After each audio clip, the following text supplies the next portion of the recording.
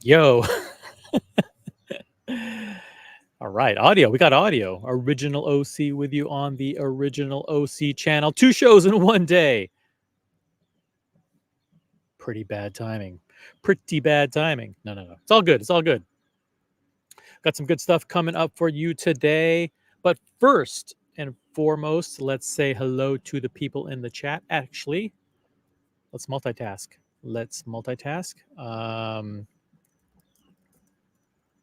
If you want to join the panel, dropping the link in the chat. Boom. Okay. Done. That's the link to join the panel. Now let's go through the chat. By the way, upvote the stream. Let's get to 10 likes right out the gate. Let's hit 10 likes right out the gate. We're going to do an unboxing tonight.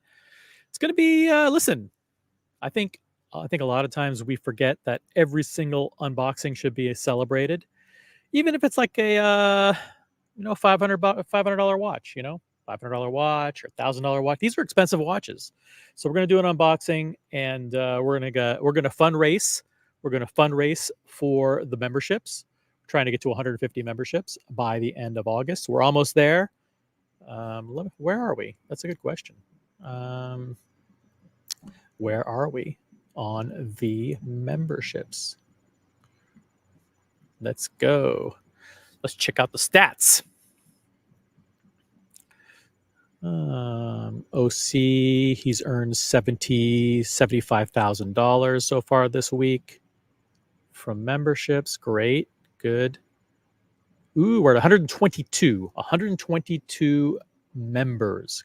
Guys, we need to get to 150 members by the end of August. That's only 9 days away. So if you're not a member in the chat,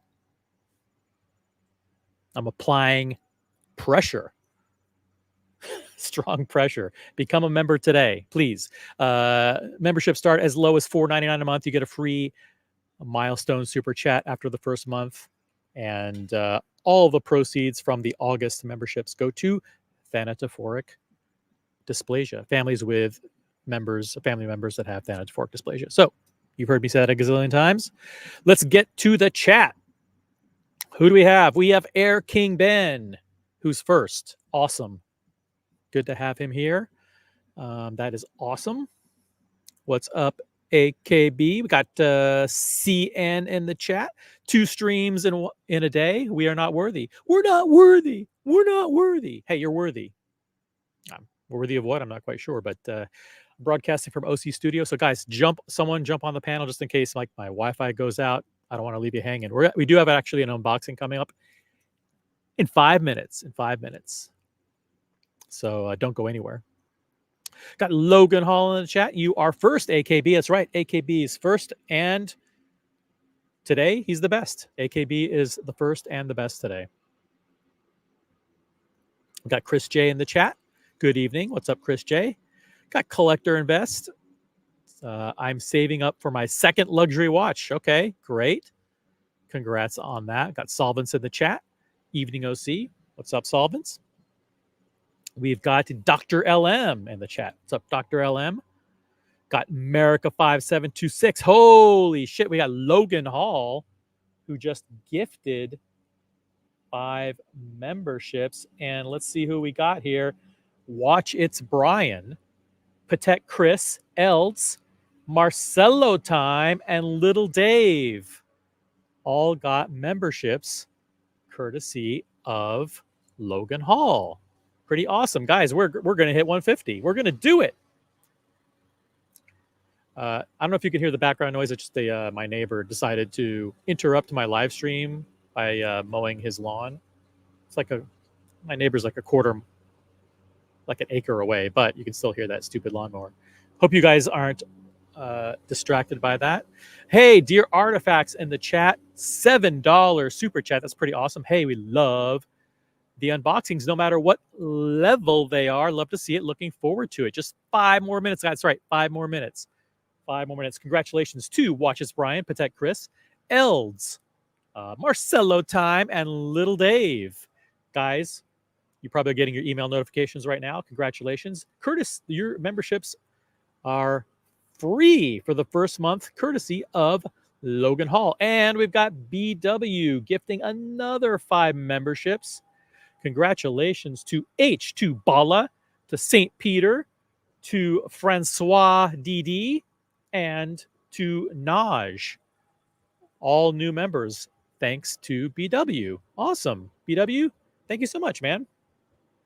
What a great way to start off the show. Dear Artifact, Super Chat.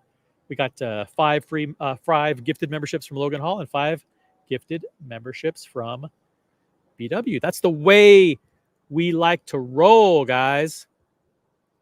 Love it. D Wood is in the chat. D Wood is a member. Says, wow. He says, this membership drive has been persistent. You should offer beer koozies or a CD box set. That's right. Hey, if anyone becomes a member at the senior director level or above, I will create an emoji in your honor. Or I'll let you pick the corporate logo. Right now, there are 5 corporate logos that are available as custom emojis in the chat. Guys, people who are members, try them out right now. Let's pick your favorite. We got Mickey D's Golden Arches. We got Rolex. We got the Patek Philippe Calatrava. And we have the AP logo. And we have the Barossa logo. Try all 5 today. But if you become a member at the senior director or above level, you can tell us what your favorite company is, and we'll put your corporate logo as an emoji. Unboxing is now coming up in only 5 minutes, so stay tuned. Let me drop the link to the chat. Also, the link to become a member is pinned. So thank you guys for gifting those memberships. We're up to 132 members because we added those 10 members. So we're up to 132. That's pretty dang awesome. Thank you so much. Dropping the link. Boom. It's tough being a live streamer, man. It's tough running a show, I got to tell you. Holy shit, we have 30 people watching this garbage? What happened? 30. That's awesome. And we got over 10 likes. I can't complain, man. I can't complain. You guys are awesome. By the way, speaking of awesome, and I shared this news on our earlier show, but yeah, check it out. Chanel has taken a 25% stake in MBNF, Max Busser and Friends. Now, Chanel has taken equity stakes in other companies in the past. They own a part of Kinesi, which is the movement manufacturer that makes movements for Tudor and Breitling and a couple other brands. And Kinesi is owned by, I think it's half owned. Well, it's a little bit owned by Chanel, and it's a little bit owned by Rolex or Tudor. And Chanel's also taken equity stakes in Romain Gauthier and FP Journe. That's right. Chanel owns a little chunk FP Journe. So they know how to spend their money. They are taking a stake in the independent watch market. So good for them. Let's see who else we have in the chat. I got to say hi to every single person. So we said hi to D Wood. We got Glenn Bulb in the chat. We got Pedro Bermudez. What's up? Got Mike S. It's a beautiful night to sit outside. Yeah, and I'm on OC Patio. Check it out. That's right. Beautiful night in the neighborhood. Got Ray Pad in the chat. What's up, Ray?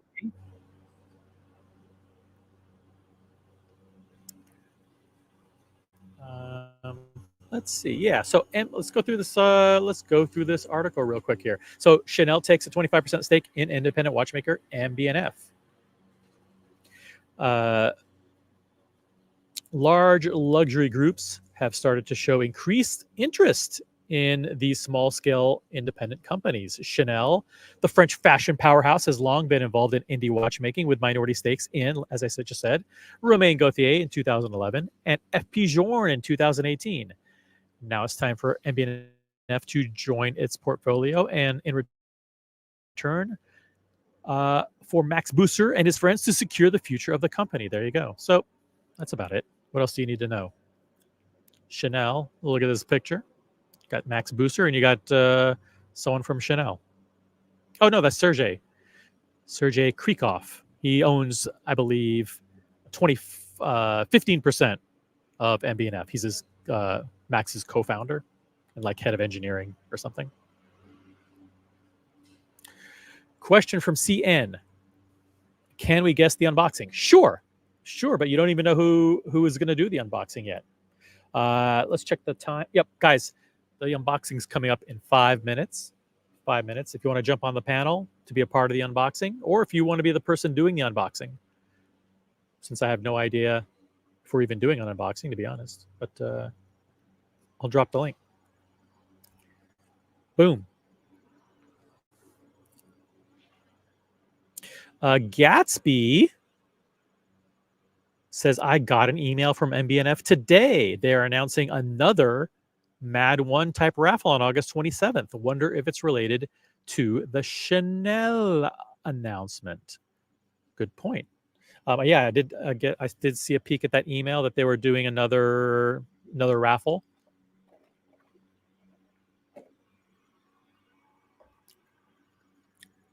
For those who are in it, congratulations. What are we wearing today? Collector Invest wants to know. Yeah, we're wearing the Rolex Daytona Ever Rose Gold on Oyster Flex with the Sundust Diamond Baguette dial. Check it out. Boom. You can also see pictures on my Instagram at the original OC on Instagram. Cool. All right, good show, guys. No, we do have an unboxing coming up, I think, in 5 minutes. So hang in there. Let's get to 35 viewers. Let's get to 35 viewers and let's get to 25 upvotes. Let's see if we can do that. Hey, we got JC who just upvoted. Guys, take your cues from JC and log in with your troll accounts. Let's get to 35 viewers. When we get to 35 viewers and 25 likes, then we will commence the unboxing. Maybe. I don't know. Let's check out the Rolex website. And guys, let me know. We had a show about a couple of shows ago about the most underrated, what your favorite underrated diver was. And I had some really good feedback on that. The Explorer is not a diver. But hey, look at this. We got Marcelo time in the chat. What's up, Marcelo time? We've got P. Tilly. Thank you for upvoting, P. Tilly. We're almost at 35 viewers. We're almost at 25 upvotes. Pretty cool.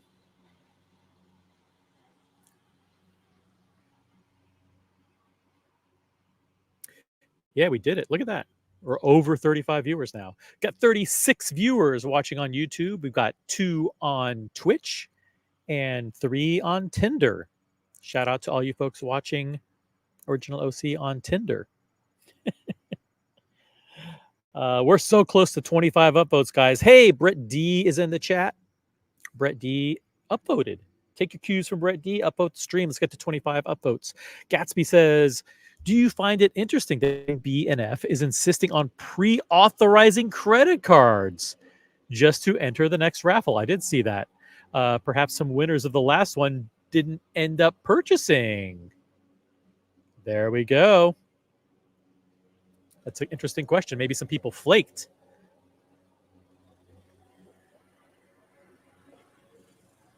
You know, I don't know if asking for pre-authorization on credit cards is such a good idea. That's just me. But yeah, it is interesting. I mean, I think they're trying to weed out. I think they're trying to understand true demand. And there's no better way to try out true demand and understand true demand than to say, listen, if you want to be a part of this raffle, we're going to pre-authorize your credit card for the full amount. Hey, Diego, we got Buckley in the chat. Buckley, the Black Explorer 2. I might buy one. No, don't. Please don't. Don't. Got Eddie Mao of voting. Thank you. Diego M in the chat. Got Marcelo in time in the chat. Sorry, Marcelo. Listen, there's nothing I can do. My StreamYard is shared. It's a colony StreamYard, and I actually don't have the rights to unban people on the StreamYard. So sorry. I don't know what's going on there. You're not banned on my channel. Let me just double check. Let's double check. I'm going into my settings, community tab. I'm looking at automated filters. I'm looking at hidden users. Nope, you're not banned. I promise you're not. Sorry, brother. Nothing I can do.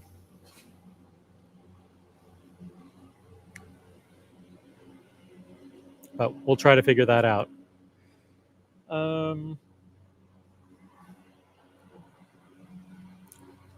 Gatsby says it certainly makes it more difficult to enter the raffle multiple times with different emails. Smart. Yeah, I heard people were doing that.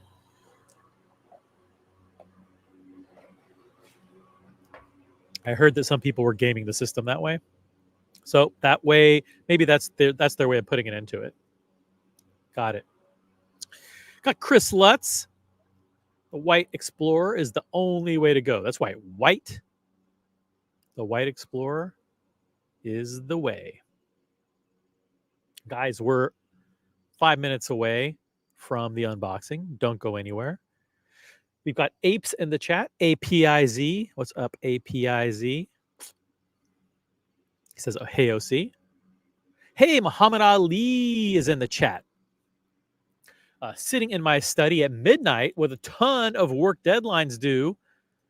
Thanks to you, I have some fun entertainment to keep me going. That's right. Pay attention. Keep us on in the background. Multitask, do your work, but listen in. Got Mr. G in the chat too. Guys, if you don't have a star next to your name, you're not a member. So please consider becoming members. We're trying to make sure that every single person who watches the stream and types in the chat is a member. Look, even Apes is a member. How'd that happen? Apes, you better renew your membership.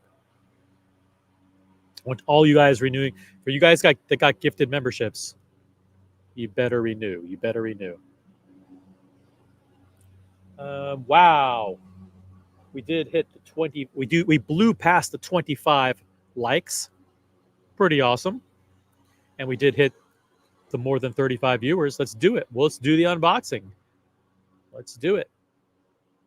Dear Artifact says, I don't know why no one cares about the Cookie Monster Submariner. Maybe because it's expensive, but I think it's one of the best looking subs. That splash of blue looks great. Well, Dear Artifact, here's the reason. There are two reasons. Number one, it's kind of like when they downgraded the Hulk to the new Cermet, they changed the green dial to the black dial. Well, they did the same with the Smurf. And instead of a blue dial, you get a black dial. So the black dial is kind of very common. And a lot of people have a lot of black dial Rolexes. So it's one thing that made it a little bit less special, separating it from the regular Submariners. The other thing is that it's in white gold, and white gold is stealth wealth. Stealth wealth means that you really have to be able to pull it off, meaning you need to be able to pay for it and appreciate the fact that it is expensive and that some people might confuse it for steel. And that model goes for way less, probably like 7,000 less in secondary. But what do you think? Should we do the unboxing, guys? Well, I don't know if we're going to do the unboxing, but hey, we have a guest panelist joining, so that's good. Cool. Thumbs up if you're ready. Thumbs up. Sure, let's do it. Let's check the audio. Chalk flew up. How are you? Hey, OC, doing well. Your audio is perfect. Hopefully, you have all your Good. YouTube turned off. Thank you.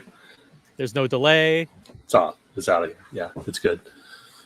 I'm out. Cool. Welcome. Where are you? You're on the West Coast today. Yes. In the Bay Area. Okay. Don't dox yourself. No, it's a Chocolate broad enough area. Broad enough, right? Pretty big area. How was your day today? Super busy. Been traveling a little bit this week, so I'm back and ready to do my first unboxing. So, ooh, okay. So here we go, guys. FlewUp is here. We're gonna do an unboxing. Let's do this, guys. Let's get to well, we have 40 people watching. Let's give some people an opportunity to text their friends, to drop a note in the chat, their own chat messages, and get some people on the stream here. If we're going to do an unboxing, let's make sure that there's some people around to watch it. So let's hold off on a little bit. Let's do the unboxing in 5 minutes, guys. We'll do the unboxing in 5 minutes. But in the meantime, upvote the live stream and let's try to guess what this thing is. Please consider super chatting, or even better, buying, upgrading, or gifting memberships. All of the membership dues, this collected for the month of August, will go to support families with family members that have Santa support dysplasia. So we're going to do a different philanthropic cause every month for the membership. So this month is the first month we're doing memberships. And unbelievably, we're already at 132 memberships, which is absolutely incredible. So let's keep going. We're going to hit 150 memberships, and all the proceeds are going to go to charity. For those of you who want to support the unboxing, super chat or buy, upgrade, or gift memberships. So FlewUp, let's talk about a little bit about your collection. When did you start collecting? I'm new to this, newer to the community, and I don't have a lot of cachet, so I won't extend my unboxing. No, it's okay. It's okay. With a lot more cachet can. We're gonna drag it out and milk it for all it's worth. FlewUp. Yeah. So no, happy to just guide me along here. Let's see. Quick history. So I've been interested, in watches since my teen years. Really, I mean, the first I can really remember is just going back to the original. When Swatch first started. I'm old enough to remember when Swatch began. In high school, and how that was a big deal. When Swatch came out. So it was just from a design, standpoint and just kind of affordability for the masses. It was a really, really big deal. So everyone owned swatches in high school. It's a really big thing. So that's what I can remember. But, over the years I collected, I didn't realize I was into them, but I always had something, whether it be I remember I bought a tag.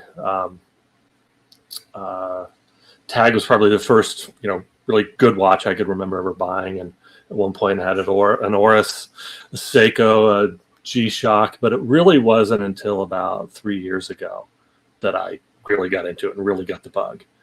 And I took a trip to Zurich for work, and I kind of wanted to commemorate that. It was right after the pandemic, right as it was rounding up, kind of winding down. And I wanted to commemorate the trip by buying something. And at that time, I was so ignorant. I didn't know about the demand. I didn't know about the shortage and the escalating prices and all of that. But I decided on a Speedy. So I bought a Speedy at the main boutique there on the shopping district in the Main Drag in Zurich. And it was kind of off from there, and then realized how difficult, not for the Speedy wasn't difficult, but then everything else I started to really get interested in. I started, this is a crazy time to get into this. But I did, and started to express interest, and then after the Speedy, I discovered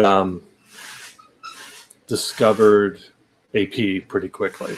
Oh, really? and started to go leapfrogged a bunch of brands, and got into AP. So I own more APs at the moment, and have kind of been going through that journey. And the Diver is really my favorite, probably my most worn watch. It's my daily wear. Let's see that again. Let's see that again. So sure, this is the gray Diver. I think the same one that Double Crown has, I believe. Double Crown has the green, I believe. The offshore Diver. Oh, I thought it was a gray. Okay, but this is my favorite watch of all. I've got the burgundy code 3-hander, which I love. I know codes get a lot of flack, and a lot of are very are discussed often on the different streams. And then a ceramic offshore, black ceramic offshore with some gold accents. Nice. So, and then waiting on something, I hope. But yeah, I'm a big fan. I've actually gotten to go back a couple times to Geneva, and I've gone up to La Brasseau to their museum, and they have an amazing hotel. And it's really, if you're into AP, you should definitely go if you can. But that's sort of where I am with my collection. I have my other daily is a Polar Explorer, which I love, but I have less. That's my only Rolex at the moment. That's kind of my quick history, and I love it. Again, that gets almost as much wrist time as the Diver here. So great watch. Let me show a quick picture here. Take a look at this. Let's see here. Oh, yeah, I remember that photo. Yeah, this is when you visited Atlanta, I'm assuming, in this picture. Last fall, yeah, about almost a year ago. Yeah. Yep. This is the dinner where Diego always tells the story of me jumping out of the darkness that we'd never met before. And kind of, I think now a warning has been implemented for anybody who meets a fellow colony member without having seen them before. But I surprised Diego outside the restaurant before he walked in. But no, it was a great night. We had a lot of fun. Cool. We have Johnny O in the chat, says good evening. Just hopped. What is that? The squeaking in the background is that me? Yeah. I think it's some work being done. I'm in my office, so it's some work being done outside. Yeah. Okay, no worries. Just want to make sure. No, it's all good. So Johnny O's in the chat. Good evening. Just hopped on. What's up? And we have Dear Artifact super chat. Chalk FlewUp de facto gets the newly minted unboxing trophy because he showed up at a reasonable time. America has to be taught a lesson for napping on Colony Network time. That's a good point. Maybe the trophy bypasses America and goes directly to you. That's a good point. That was a great unboxing. That was a beautiful piece. Yeah. Did you see the trophy that we have? I saw something. Yeah. Did who had that night? Somebody had the. I think Diego. Diego had it and shipped it to Eddie already. I think I can't remember who has it, but it may be coming to you. You never know. So we'll see. Thank you, Dear Artifact. Really appreciate it. And then we also have Diego M in the chat. Thank you, Diego. Wish I could join you guys. Unfortunately, packing. But congratulations on the new pickup. Yeah, Diego's Thanks, man. going. Yeah, I know. Diego's going somewhere. So, yeah, we've got Speedy Hernandez in the chat, too. We got JJ from the Watch Hangout. Mr. G. I am an AP fanboy. Nice diver, Chalk. Sure is. Thank you. Love it. So let's let people in the chat guess which brand this could be. Chalk already said that he is an AP fanboy. He has one Rolex at this current time. But is this something you requested a while ago? This particular watch? Yes, I did request it. Yep. How long ago? Yeah, how long ago? I requested it Let's see, under a year. I'd say about 10 months. Okay. So, and I was offered it by a different AD, not in my area, not my home AD, not the AD I've been establishing a relationship with and got the Polar Explorer from. But I was offered it in January after only a short time, only about 2 months. Just happened to be down there on business and declined at the time because I just thought, okay, I want to keep a history going with my AD in my area. So I did decline it once. Gotcha. But you figured that it was based on turning it down. It was. I'm assuming that it's not something that was massively rare or exclusive, or otherwise you wouldn't have said, you know what, or a Grail. Yeah. Got it. So makes sense. So keep in mind, Chalk is a big guy. So like when you see he has these AP offshores, think about that when you think about, the kind of watches that might be suitable for him. And he's got the Polar Explorer, which is a big 42 millimeter watch. It's a pretty big Rolex there. Urwerk's going to guess. He's going to say, I feel like it's a Rolex. Okay. Listen, that's a pretty good guess because 9 times out of 10, a great unboxing. Rolex is a great unboxing. So there you go. We got Rose on. We got Julius Caesar, Rolex Daytona Platinum. Okay. Setting the bar awfully high. We got Vimal Nair in the chat. Eddie Mao. Got tons of great people in the chat. Guys, we got approximately 50 people watching. We got tons of likes, tons of upvotes, which is cool. Let's see if we can get a pair of $10 super chats for the unboxing, or 2 people to gift another 5 memberships or upgrade your membership. So let's see if we can do that, and then I promise the unboxing is 5 minutes away, and we'll start to guess which brand this thing is. Some good guesses. We got Marco B, who says it could be a Sky Dweller.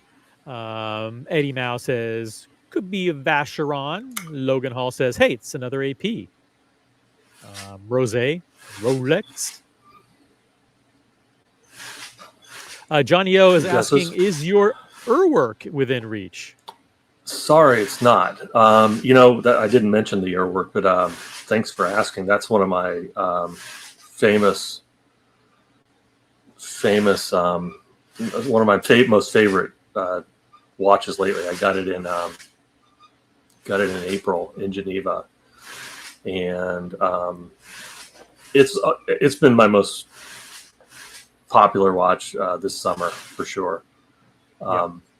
Love it. It's so light. It's titanium. The titanium Urwerk. Super light. It's funny too. It's I haven't at least where I am, I don't. It's the titanium Magic T. I think the UR-100 it's called, Rose, and super light, super thin, great finish. It's the only watch I've been stopped, actually twice, in my town where someone has stopped me and said, "Is that an Urwerk?" And it's kind of caught me by surprise. So what is the name of it again? It's the UR-100 Magic T titanium, and it's one of their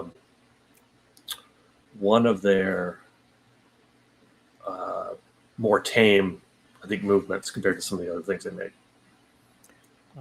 This thing is amazing. Yeah. Correct me if I'm wrong, but is this it?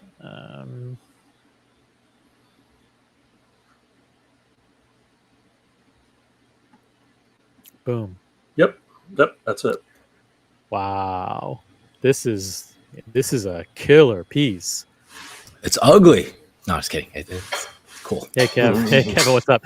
Yeah, the titanium Urwerk UR-100V Magic T represents the brand operating within the confines of minimalism. From a consideration of tone, texture, and color, the new and all titanium UR-100V maximizes versatility by reducing the traditionally maximalist Urwerk concept to its component parts and relying upon the everyday charm or magic of titanium. Wow. Yeah, this thing's really cool. Yeah, a bracelet. Woo, look, the price. We don't... Ouch! Yeah, that's not cheap. an inexpensive... It's cheap. Not an inexpensive watch. Hey, I'm going to pardon me for 1 second. I'm going to take care of this noise problem. I'm getting a lot of flack here, so I want to. No, yeah, no worries, no worries. We'll hang out with Kimbo for a little bit. Kimbo, thanks for hopping on. How are you? Good. How are you? Did I miss the unboxing? Not yet. Not yet. It's only 5 minutes away. 5 minutes away. Oh, okay. Cool. Hey, we got Double D. I will bring up your comment as soon as Chalk is back on the stream. Yeah, it is good to see him. Rose says, I'll bring this up also when Chalk comes back. How about that? Want him to see your comment. So do we know what kind of unboxing he's going to do? We have no idea. We have no, I don't, yeah, we have no idea at all. Catch me up. What hints has he given so far? Zero. I mean, zero hints. Yeah. I mean, we have no idea. I mean, he just said he's a big AP fan and he's got this Urwerk and he has a Rolex Polar Explorer, and that's about it. That's about it. We haven't really drilled down into anything. So guys, if you have any questions, yes or no questions in the form of a super chat, $1.99 super chat, yes or no questions in the chat, and we will ask them, and then you can help us drill down. And since Kimbo's on the panel, he gets to ask unlimited yes or no questions. Nice. All right. And he's back. Couple of questions. First of all, a couple of comments and questions. Double D asks, hey, Chalk FlewUp, what's up? Good to see you making an appearance. Saw this watch in Napa. It's awesome. Yeah, you met up with Double D in Napa. We did last spring. In early May. Great meetup, yeah. Let's see here. Also, Rose had a comment. Custom Urwerk straps will take it to the next level if you want to change things up from the bracelet. I've got a guy, if you're interested, not expensive at all. So, yeah. I don't know if you have Rose's contact information, but if you want it, reach out to me and let me know. What do you have it on? What do you have it on now? So, okay, it's as shown in your photos. It's the titanium bracelet. Titanium bracelet. Okay. And love it. Yeah, love it. It's super. It's like butter. That's a really comfortable bracelet. The custom Urwerk straps I'll have to look into. It was a really fun process too. I have to say, I didn't really talk about talked about the history of my collection, but I'm definitely like I said, when I was getting into it, I discovered AP, but independents are kind of where it's heading now as well. I'm really enjoyed. The nice thing about Urwerk, and who's the guy in Cleveland? PG. Yep, PG does a lot of. Has told this story before, but I think just the idea of talking to the people, talking to the watchmakers, and talking to the guys, the designers at Urwerk was really a fun part of the process, and visiting them and then picking it up there. I can definitely see my collecting kind of heading that direction, and kind of that more customized, interaction. Is it one step closer? Is it one step closer to that direction after tonight's unboxing? Are we in the yes or no? That was a yes question or no phase. Yes or no? No. Oh, okay. So I'm gonna contradict myself there.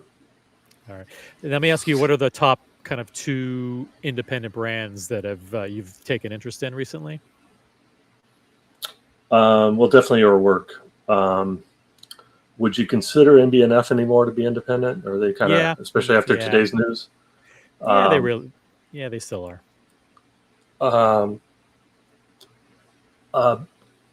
Beauvais, Ooh, okay. Dave Bethune. I don't know that I'll own, necessarily own one, but I'm fond of them. And then I really like what.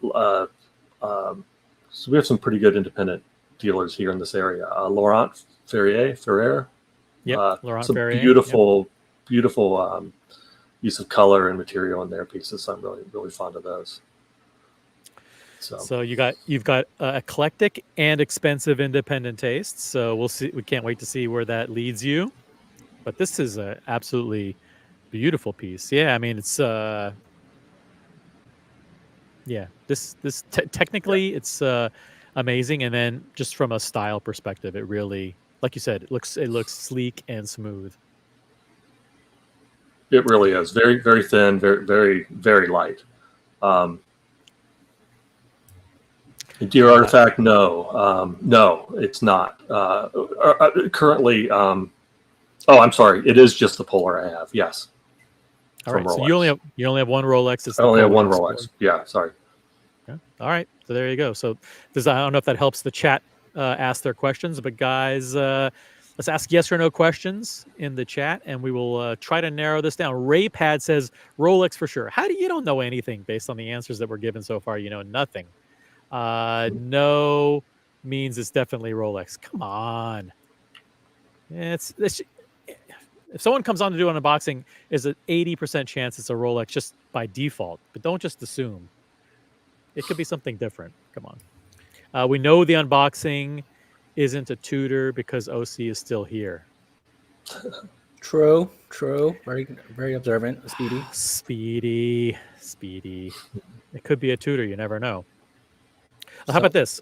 I can't. I don't want to ask any questions. Kimbo, go for him. Yes or no question, please. Has this brand been unboxed before on the Colony streams? This brand? Yep. This brand, yes. This particular piece, I don't think so.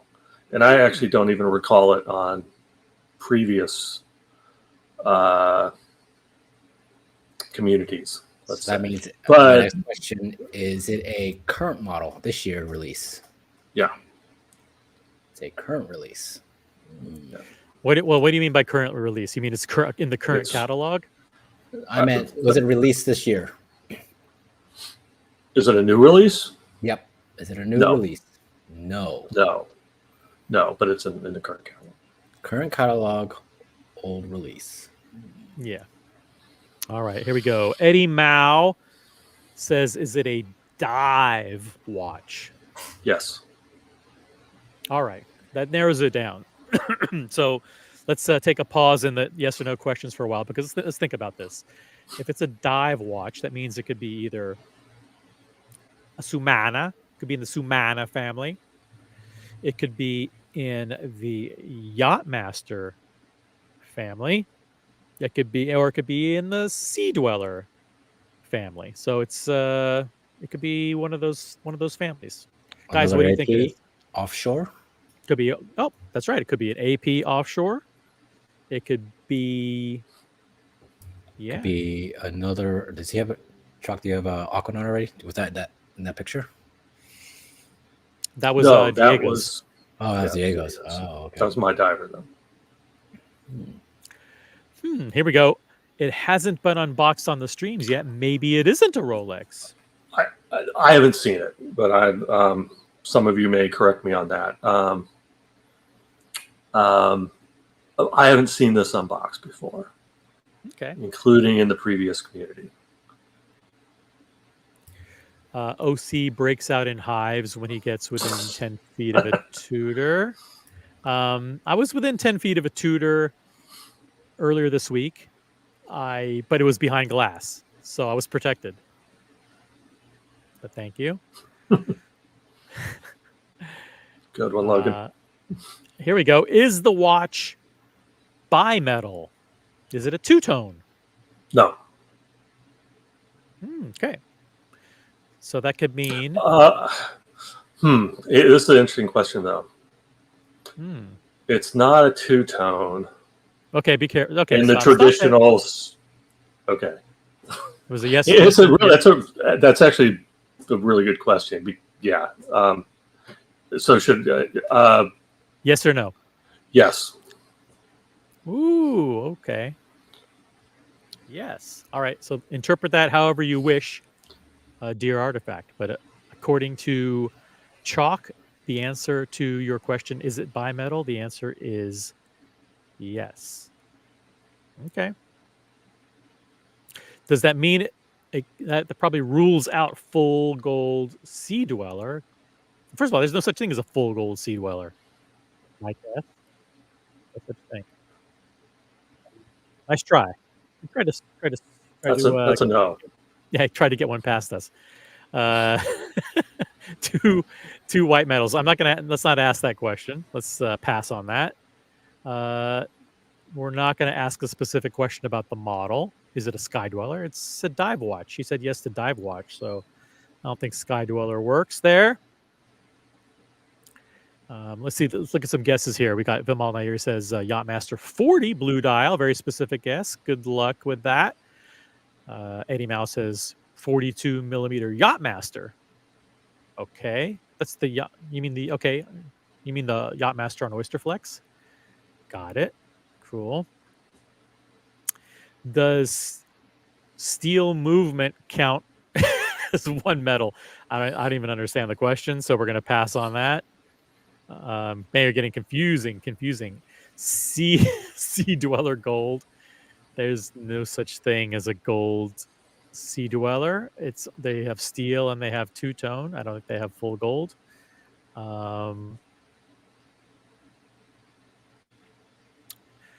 It's the IWC chronograph. Yes or no? That's not a dive style watch. No, it's not. No. It's not a dive style watch. No. Okay, here's a good one. It's a spec question. Is the depth rating? Dear Artifact's being sneaky. He probably knows like the exact models and all the models in the world that have certain depth ratings. Is the depth rating more than 300 meters? Yes. Ooh, yes.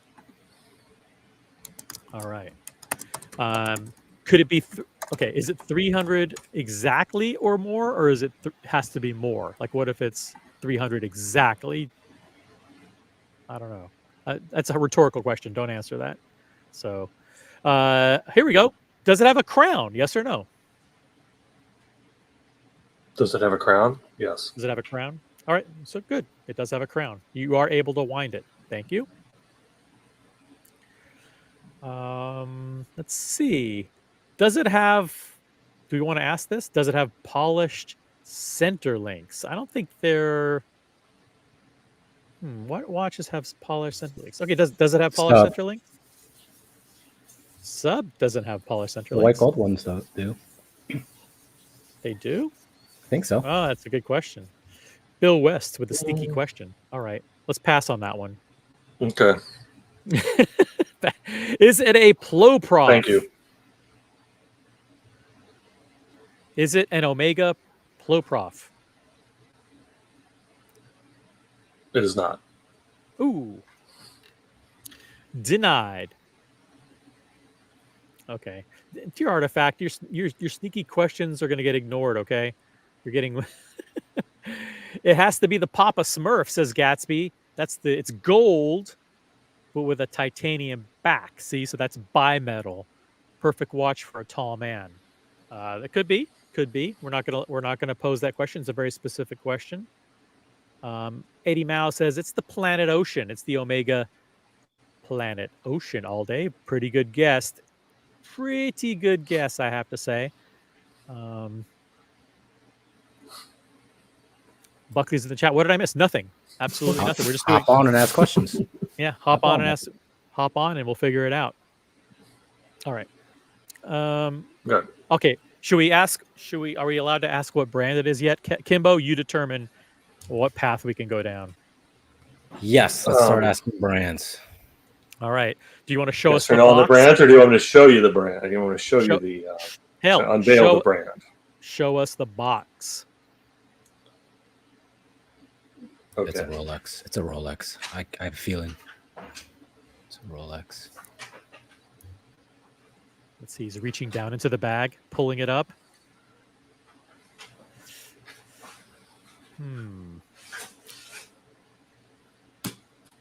Rolex. Ooh, Rolex Oyster L.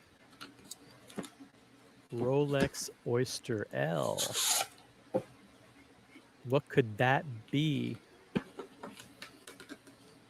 Yep, there we go. It's a Rolex box, guys. It's a Roly.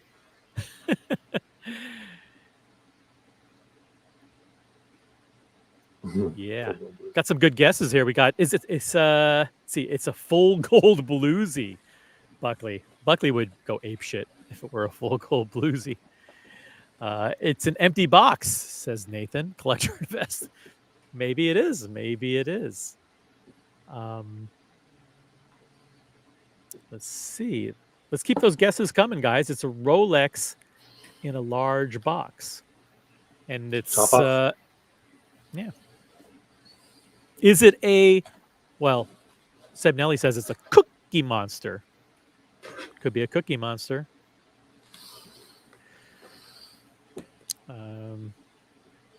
All right. Hey, guys, upvote the live stream. Let's do one more super chat or one more membership, and then we're going to reveal this thing. Any size super chat, any gifted membership, any upgraded membership, anything of any level, and we're going to unbox this thing. And upvote. That's right. Thank you, Eddie. Upvote the stream. We have 55 people watching, which is absolutely incredible. And we have over 40 upvotes, which is phenomenal. Got some good guesses here. We got Titanium Yachtmaster. Got the Pikachu. I got Andui in the chat. Sammy the Bunny. What's up, guys? Dr. LM. Bunch of great people in the chat. Here we go. Dear Artifact comes through with the super chat. Congratulations to Chalk. Enjoy the watch and wear it in good health. Thank you very much.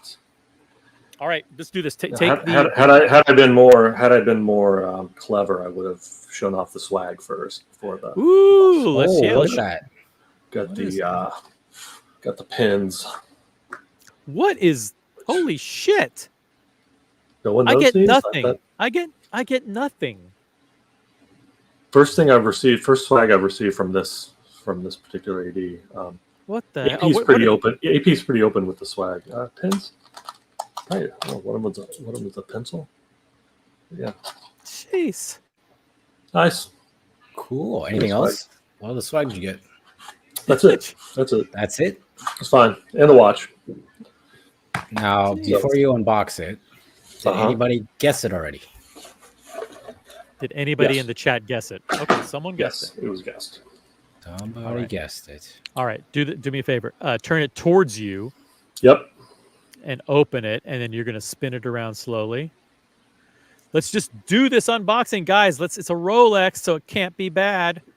Chalk is here, and guys, if you like what you see, like the stream, gift some memberships, upgrade your membership, and super chat, and all of the proceeds will go to support philanthropic causes.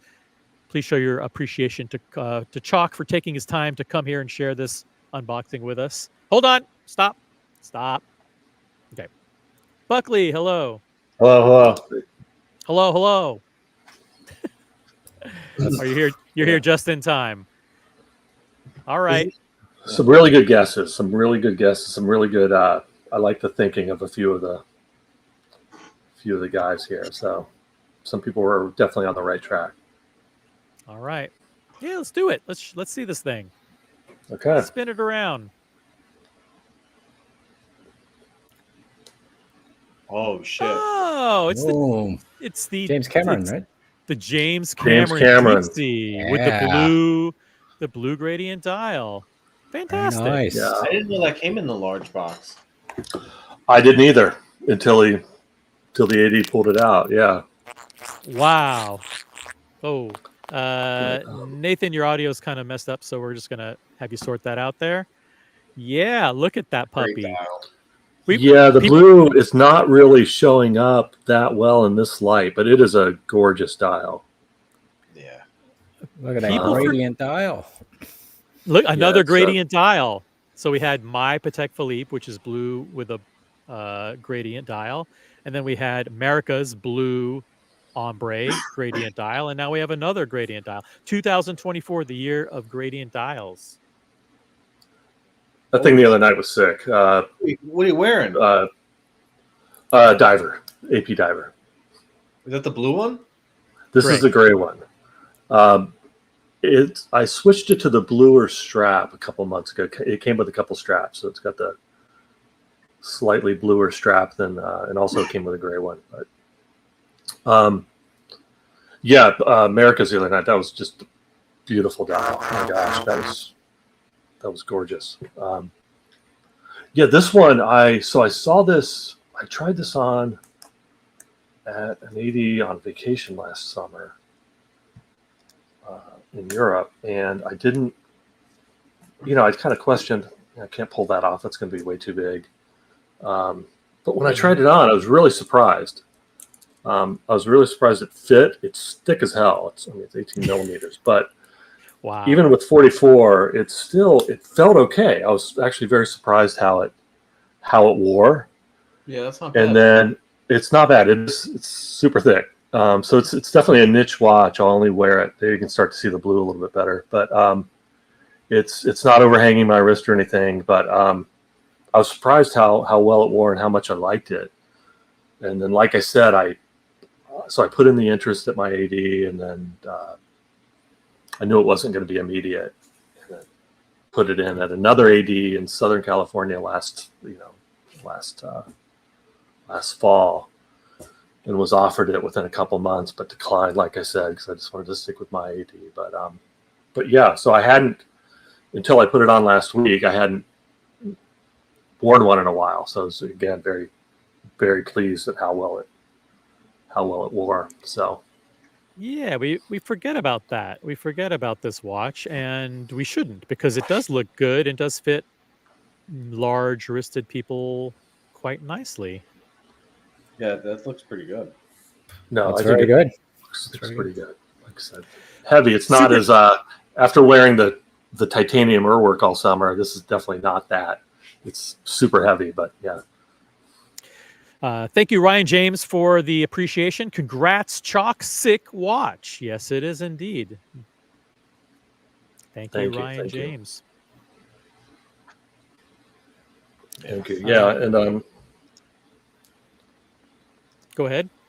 After looking it up, I hadn't realized that his submersible, the James Cameron submersible, is where the green came from. So there's a bright green that he took to the Mariana Trench. At the bottom of the Mariana Trench is that bright green color of the Deepsea on the dial. So that's kind of where that green came from. Mm-hmm. Is it comfortable? Fun fact. Surprisingly, yes, it is. Yeah, I've never worn that watch more than 30 seconds. I don't know how comfortable it is. No, not bad. Like I said, it's not gonna be a daily wear necessarily. I wear it for certain occasions and with certain, it's the weather's cooling down, probably longer sleeves, but definitely won't try to wear it with a jacket or anything like that, probably. So this is go ahead, Buckley. What how big is your wrist? 7.5. What do you daily wear usually? This and Polar Explorer. Those are my top two probably. That's probably this is where I wind up, OC. After I get done with this tech journey, I go back to my roots. I'm wearing AP divers and Rolex. Yeah. Yeah, It feels really good. Yeah, I mean, it is a thick puppy, and it does sit up off the wrist, but it doesn't look abnormal or crazy or awkward or anything like that. It just looks good. It's not much thicker than the AP though. I want to say this is 14. I thought it was 15. I thought it was 15 too. The AP diver. I don't know. You kind of see. Yeah, it's not much. I mean, the dome, the crystal makes it a little bit more, but yeah, this crystal's actually flatter than it was, more flush than it was, I think, in older versions and maybe the previous version. I thought it really stuck out quite a bit, the previous crystal, if I'm not mistaken. Yeah. Thank you, Eddie Mao. $20 super chat. Congratulations. Looks fantastic on you, Chalk. Wow, that's very, very generous. Thank you, Eddie. Bamal Nair in the chat, $2 Canadian. Watch to wear when your tenant is behind on rent. So in other words, that's a take on the landlord watch, right? So, yeah. Now the two-tone question or the bimetal question, because this does have titanium case back. Yeah. So that's where I paused at that question from Dear Artifact. So it's oyster. I think he knew where he seemed to know where he was heading with this question. Yeah, he was and he's like, does it have a gradient dial? It was sneaky. Yeah, very sneaky. Yeah. You're a smart guy. So he tried to pin you down quickly there. But yeah, it has the titanium case back, and people forget about the Deepsea. But this is actually, when you think about it, it's not even $15,000 retail, which is cheaper than a lot of the other options that a lot of people are considering, like a two-tone bluesy, a two-tone root beer, a two-tone sea dweller. Those are all more expensive. A two-tone Datejust, they're all more expensive. A two-tone Datejust with a fluted bezel. All of those options are more expensive than a James Cameron Deepsea. Yeah. And it's still going over retail. I thought at the moment, slightly. Wow. There you go. What's that, Buckley? What else do you have in the collection? So my only other Rolex, and I kind of bumbled that question too from America, because I kind of gave it away. I said, "Is it your only Rolex?" And I said, "No." And then yes. So I kind of messed up. So the Polar Explorer, and then I've been on the AP journey for a little while here. So I've got the diver, the gray diver, 3-hander burgundy code, which I like a lot, white gold, and then I have a black ceramic offshore black ceramic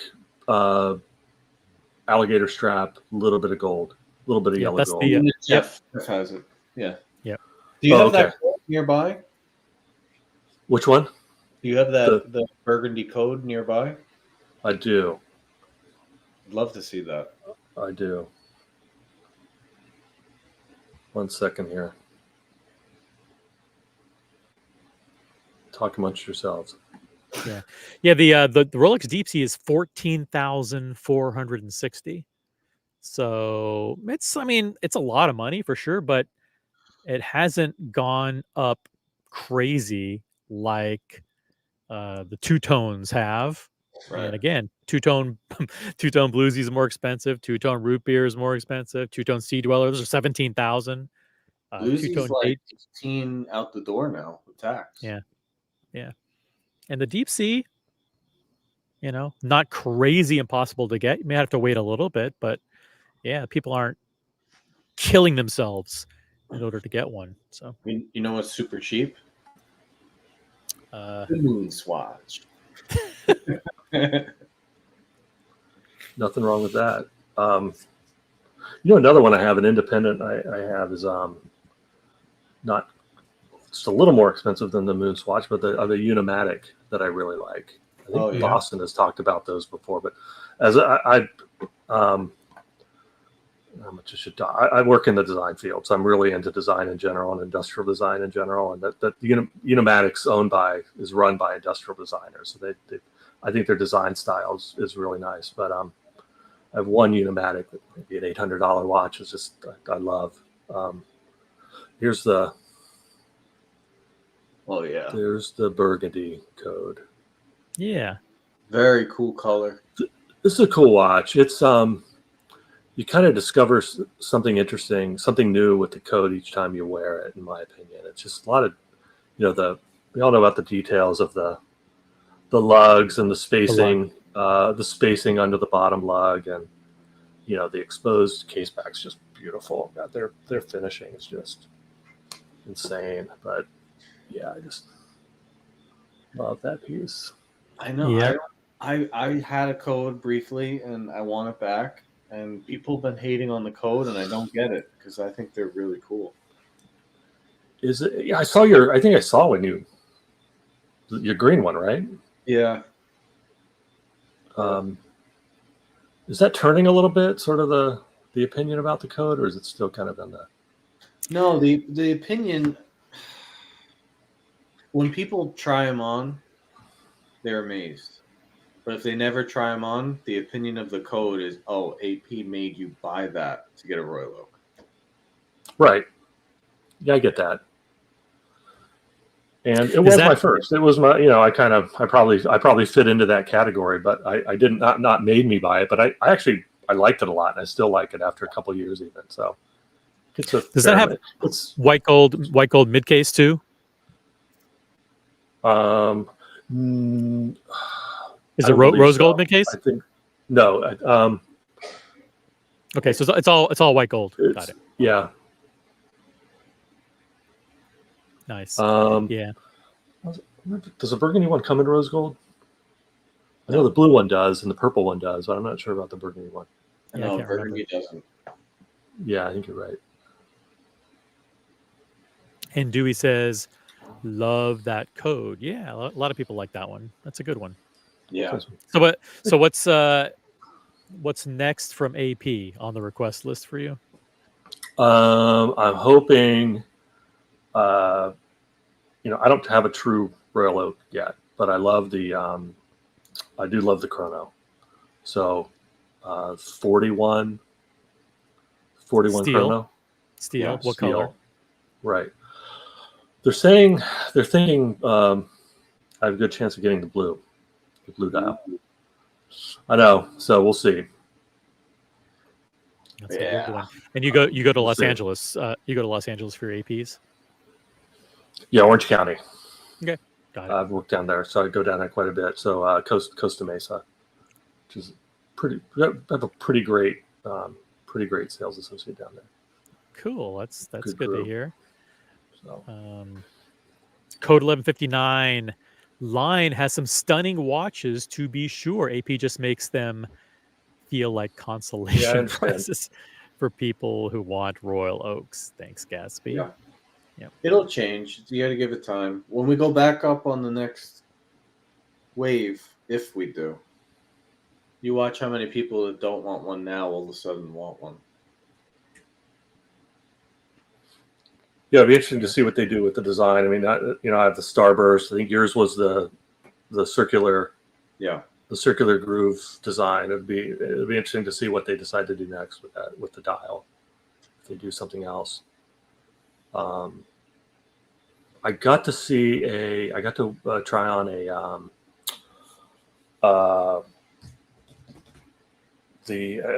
actually went to the AP house in LA a couple of months ago and tried on some really interesting pieces, including the fly, the code. Star Wheel. Help me out. Star Wheel. Yeah, which is amazing. First time I'd seen or handled one of those. Pretty awesome. Beautiful piece. Cool. How do you feel about the offshore chrono?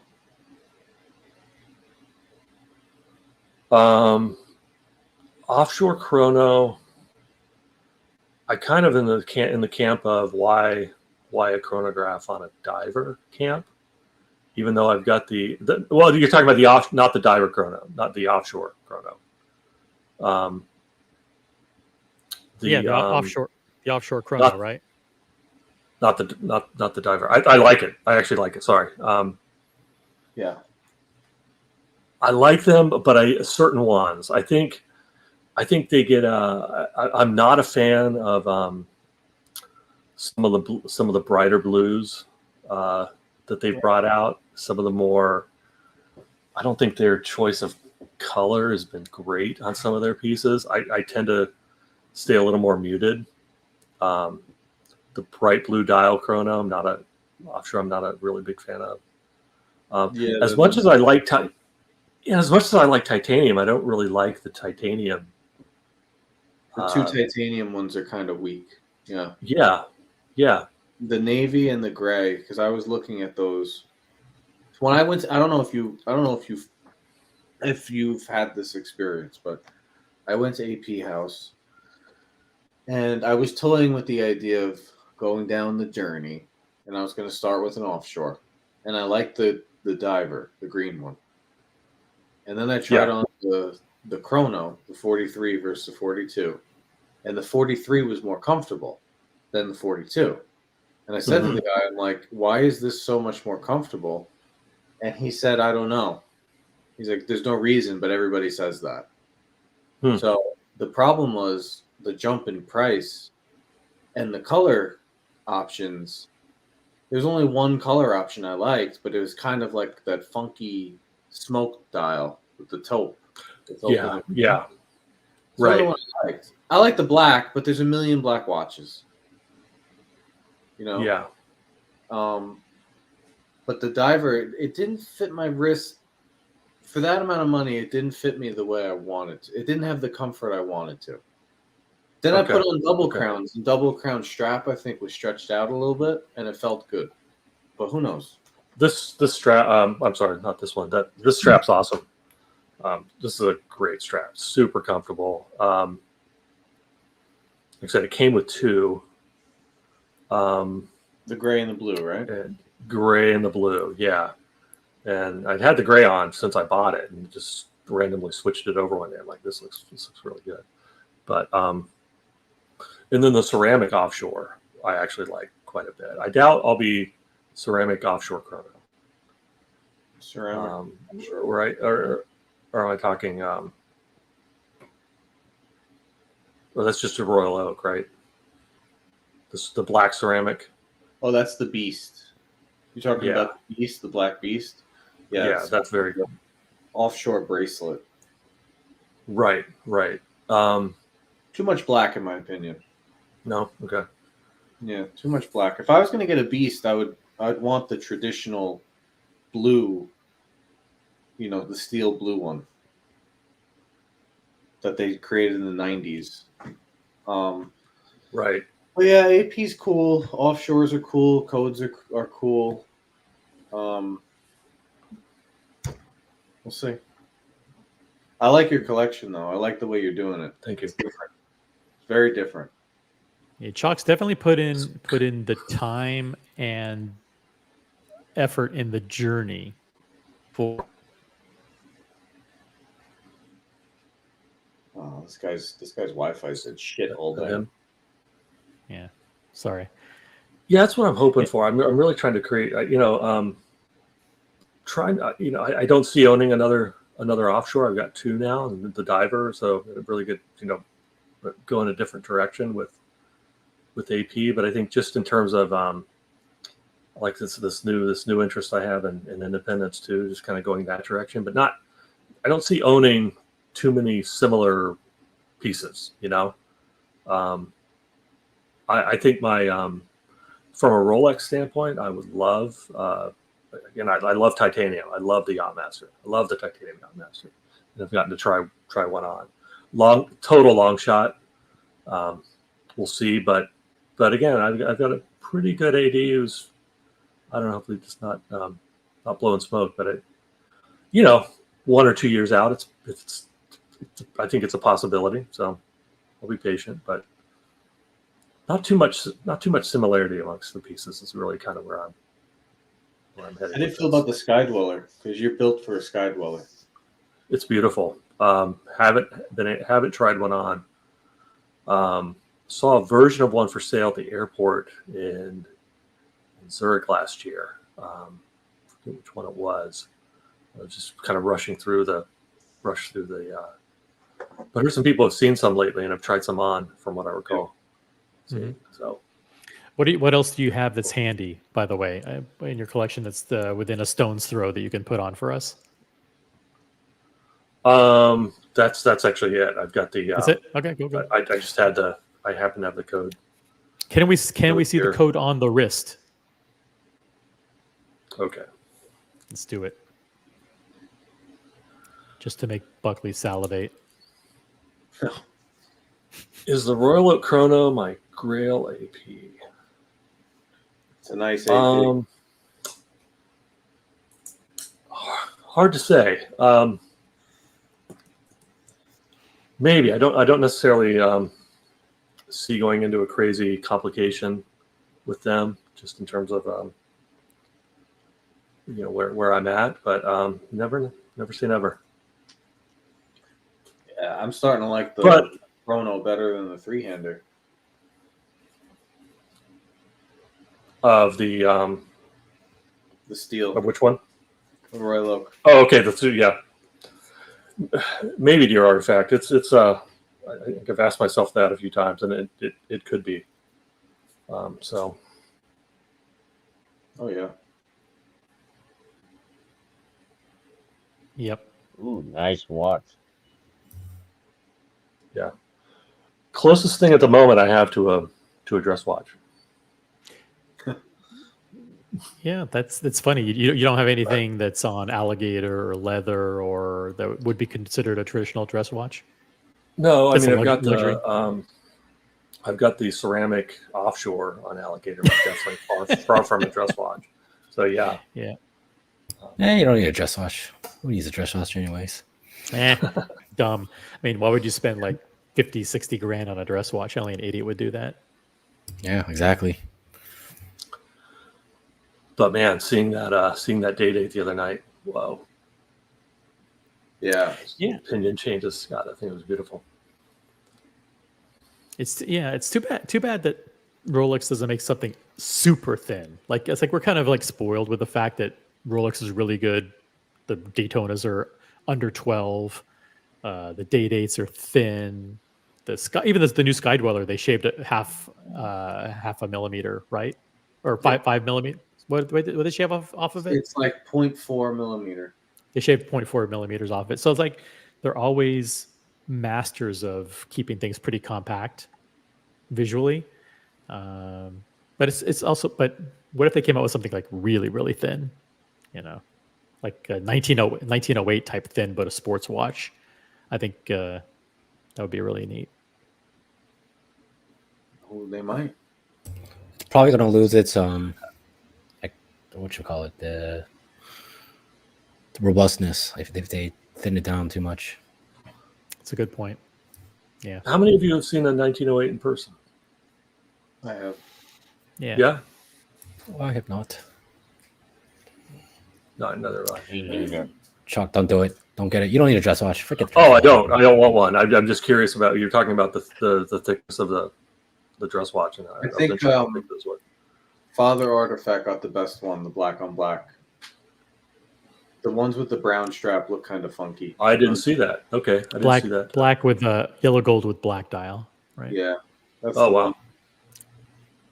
That's the one to get. The brown strap that they make, it's very boring. I don't know. I'm not into it. It looks very cheap. Yeah. Mm. Yeah. I don't even know why wish they're making dress watches. I think they should just stop. Mhm. No, I wish like watch companies made as like Captain Planet style watches. Like I used to watch Captain Planet whenever I was a kid. So I want like a Swiss brand watch that represents each of the rings and Captain Planet. That's the color OPs. That's right. The Artifact corrected me. I said yellow gold by mistake. It's the white gold with a black dial that Father Artifact has. Yeah.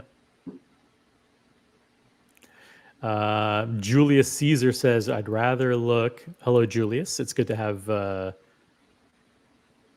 some kind of, what do we call him? A dictator in the chat. Rather look at JLC, Patek Philippe, etc. for dress watches. Okay, thank you. Well, I mean, yeah, that's. You're coming to watch that in New York? I am not, unfortunately. Oh, what a bummer. But I think I'll see you in LA, Okay. right? Okay. Yes. All right. Cool. We will see you Yeah. there. Yeah. But, Cool. no, this is fun. Thank you for giving me the opportunity to do this. No, it was really good, and you helped to raise a little bit more for our philanthropic causes, which is greatly appreciated. Thanks everyone. And That's great. expanded the contribution to my millionaire watch collection, which is very important. Yeah, 1908. 1908 is pretty cool. So yeah, so real question, OC, important question. I know. I think you go every year, right? Are you going to the U.S. Open? I don't know if I'm going this year. I haven't really looked at tickets yet. So, but it's the end of the month and early September. I'll take a look at the Starts schedule. next Monday. And see if I can, yeah, coming up fast. Not that I'm paying attention to it or anything. But yeah, you are paying attention. I will double check and see.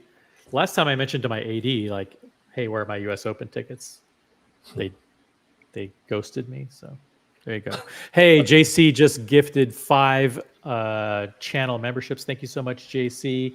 The happy recipients are D Rascal, Sheila Kua, Dodger, Mal, and RS Fan. Congratulations to you guys. You guys received channel memberships courtesy of JC. Thank you, JC. Awesome. We're up to 137 now. 137 memberships. Pretty phenomenal. Do you have more icons? nice. Icon slots? I have no idea. I haven't gotten any good ideas for icons. What do you I mean? Send me your ideas, and we'll have Mathis create them. But yep. Are we attending Watches and Wonders 25? You know what? I'm undecided on that one.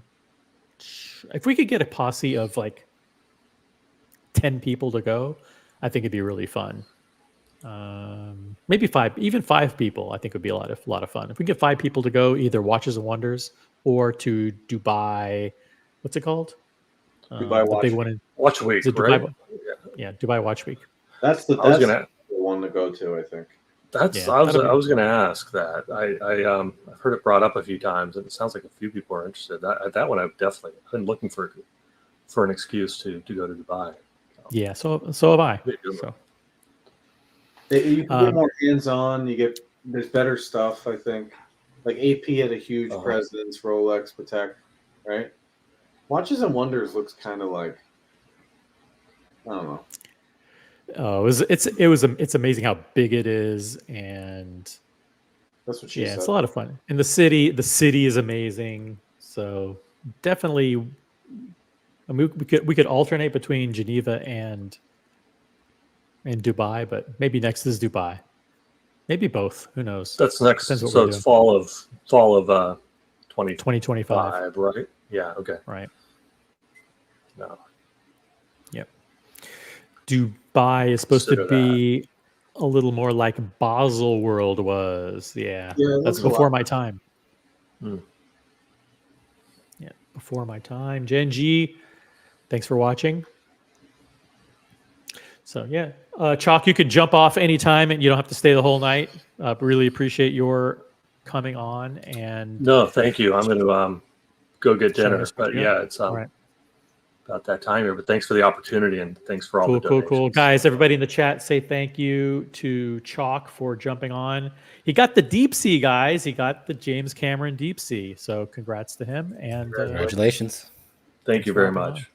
This was a lot of fun. One last look. Yeah. Yeah. Cool. There it is. In all its left-handed drive glory. Nope. Okay, back. There we go. There you go. All right. Yeah. Chalk, thanks so much, man. Thanks, everybody. Peace. Have a good night. All right. Have a good one. See you later. All right. It's always good to see an unboxing, someone getting something. Like our community is crushing it. It's pretty. Yep. It's pretty too many unboxings. There have been way too many. Pretty good. They look nice. I haven't seen one of those in a very long time. And you almost never see them out in public.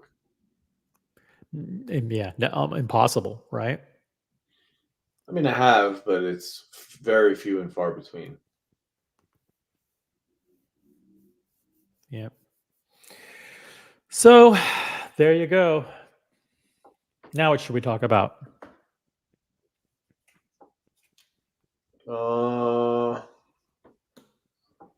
last week we did drama. We got in trouble. Did we get in trouble? What happened? We didn't. I don't think we got in trouble. No, Well, maybe you did. maybe. you gave your opinions on channels Yeah, where you know what's funny? you weren't allowed. I did it again today, sober. You were really good today. By the way, Buckley made a guest appearance on the Horology Dungeon today. That was hosted by Jock, and he and JJ jumped on and gave some really, really good advice / opinions. And yeah, I thought you nailed it today. So We'll see what happens. Nothing's going to change. Come on, nothing's going to change. nothing. But you know what? It's not our place to change. No, it's not.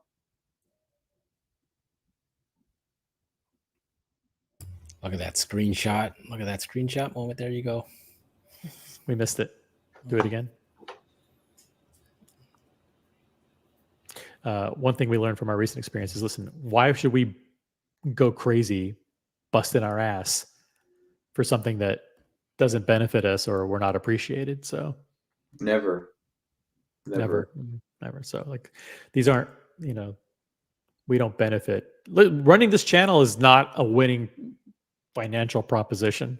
It's like I lose money running this channel, based on the time that you spend and the time that you spend, the time and the money the money that gets actually donated but it's okay. It's all good. But but the idea that I'm going to invest tons of my hours in advice and consultation for people who don't listen to advice, don't take advice, don't implement your ideas, and it doesn't benefit you anyway. It's like no, thank you. What we've succeeded in doing is creating a Zoom, like you described it, a social club that's basically a Zoom call. It's a fucking Zoom call. We do a Zoom call. We hit a button so other people can watch, and for some reason they like listening in on our Zoom call, and it's good, and they appreciate it by becoming members and supporting charities, which is really, really cool. So everybody wins.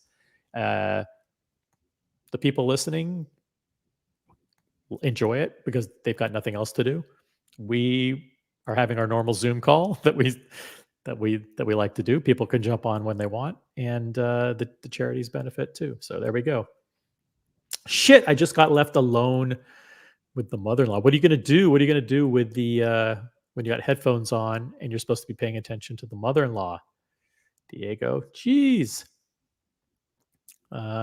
Mathis, Gen G, all Logan Hall, all in the chat. Dear Artifact, anybody can jump on. We could talk about anything you want. We could talk about MBNF getting a cash equity infusion from Chanel. We could talk about the TPG confession, which we talked about for basically 3 hours earlier. So we've exhausted that. I missed that. What's the recap on that? The recap is he's fucking plotting again from jail. That's the recap. Really? He's plotting again from jail, trying to make nicey nice, but the way he's writing is very much wait for the TPG sequel coming soon. Which it is. Let's be honest. He's going to get something, right? He's going to get something. He's going to get a deal with Hollywood because it's interesting. It's going to make a killer movie or show. Yep. It's probably going to be Mark Wahlberg that plays him, right? It's all coming true. The guy kind of looks like fucking Mark Wahlberg. It's like a mixture of John Cena, and if John Cena loses 80 pounds of muscle, he could play right. in a movie. Yeah, and 16 inches of shoulder breadth, or whatever you call it, shoulder width. Yeah, shoulder breadth. But I mean, the way that guy's writing his, I mean, I guess it's not an email, right? It's like I don't know what. It didn't look like an email. I guess it's whatever they have in prison. They're limited to a certain amount of. No, I think I had to split it up because it was a one long thing. But yeah, we can go through it if you want. I think you did a pretty good job earlier. I did a pretty methodical job reading it word for word, line by line earlier. So if you haven't seen it, go back to my stream earlier from today. It's called the TPG Confession. I mean, it's such an easy movie to make. It's like the way that he was writing is going to be the opening scene of him speaking over. There's going to be some fucking the narration when he's a kid and how it was hard, or speeding on the motorcycle, getting chased by the cops, and Michael fucking whoever is going to direct it. Like, you could totally see it all happening. There's so many things that you could cut out and still have an incredible story. Him. So many things. I mean, forget about the blackout. The blackout wouldn't be even something that they even cover. It would be him moving to LA, him getting robbed, home invasion robbery. It would be the parties at Nick and Sam's. So what's the happy ending in this story? Because there's not a happy ending yet. I found another one of these guys, by the way. Oh, who? Oh yeah, another scammer. Different industry. In a different industry. Same type of guy, same type of background. He's just doing like real estate development. Hangs out at Nick and Sam's every night. Right? RMs. It's like same fucking play. I think they get it from Grant Cardone. I think there's a playbook, and they all do the same thing. Yep. Or as you would call it, Grant Corleone. Grant Corleone. Yep. It's the same thing. And a lot of the things that Anthony writes in that email are things that you do when you're caught. Yeah. The exact same playbook. Like, hey, you know what? I want to give you guys a chance to not get screwed over twice. That's a line. That's written somewhere that they say, listen, I don't understand. Like, how is he saving them from not getting screwed over twice? I don't understand that. But that's a line that they come up with. Speaking of not getting screwed over, timepiece 10 See, she's the only one who laughs at my jokes, Buckley. That's why I always add her to the panel. So. No, thinking of this TPG movie, what comes to mind is opening scene.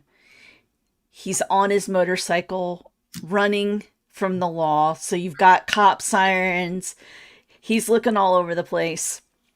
And it cuts to a narrator. And he goes, let me tell you how I got here.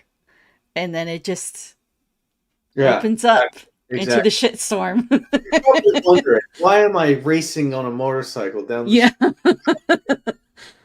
Let me start at the beginning. Let me tell you how I ended up being an artist from inside prison. It's so predictable. So predictable. And he knows that's what's pissing me off about it. Is the way he wrote that. He knows it. Yeah. He's already talked to them. He probably already has a deal. Right? He probably already has an idea of what type of deal he's going to get. Yeah. And I've heard mutterings that he's waiting for his court case to be heard before he does anything. He's already making moves. He's already putting in writing that he shouldn't be. Yeah. Imagine being his lawyer. I mean, he opened his... Yeah, I mean, what he sent to Luce or whatever his name is. The fact that he was just like... That he's basically said that he's waiting for a plea deal.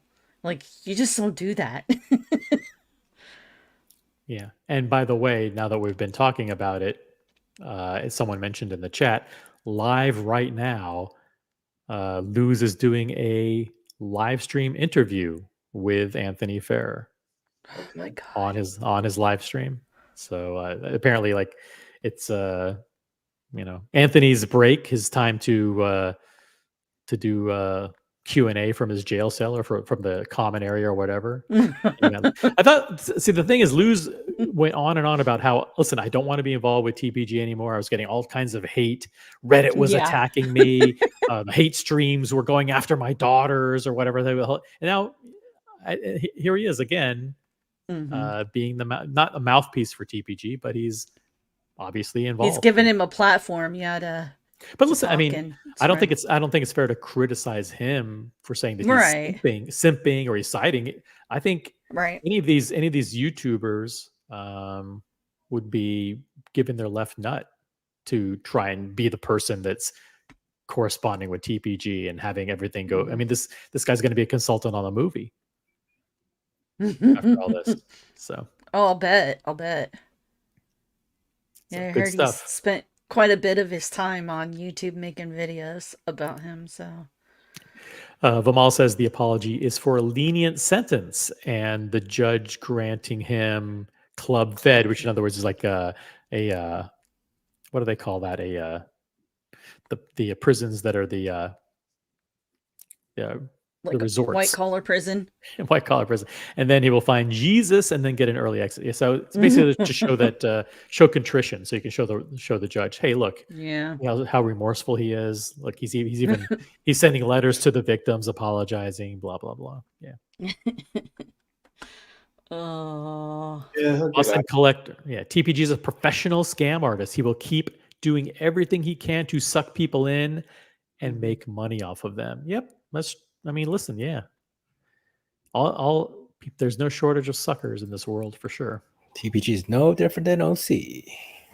No. Shots fired. Not supposed to expose my my scams so early. We're only in year 2. Yeah, I agree with him though. I think that guy, he's gonna come back and do it again somewhere else. It'll probably be speaking engagements, honestly. I mean, that's what he did when he first came back, right? So he got out of prison, he found himself selling watches, and he's so successful now, and then went back to jail. Yeah, that's the thing that sticks in my brain is like, this is the second time. So he's obviously, unless something has like hugely shifted in his brain, he's talking about my actions. I want my actions to speak. Well, they did. Because you did it not only once, but you did it twice. So don't tell me to come watch your dog and pony show and pay for it if that's the case, Yeah. And the next time, the third time will be 5 times bigger than the watch industry. He'll be a movie producer, right? He'll be an executive. He'll be around Hollywood saying, I want to produce your movies. I'm getting investors for this project. Didn't you see my first film? Yeah. Man. The criminal world, getting out of jail and telling everyone what you did, is an enormous business right now on YouTube. People love it. People love to hear about crime. And it is interesting. I mean, can't say it's not. It is. Yeah. He's gonna go right into it. Yep. Thank you, Mathis, for all of those Golden Arches logos. Really appreciate it. Making me hungry. Have some dessert later. Get you some French fries to dip in your ice cream. No, I went to Moe's earlier. So I had a burrito. Oh, nice. Veggie burrito. Yep. Think about it. His court date is coming up. Probably around the same time we'll be in Watch Time New York. He'll be planning his maybe getting his plea deal offer. Yeah. His great escape. Well, I'm going to make a prediction: 4 to 7 years. Yeah, I'm going to say 4 years minus time served, so another 3 and a quarter. Yeah. The movie may be out for good behavior. The movie will be out in 2027.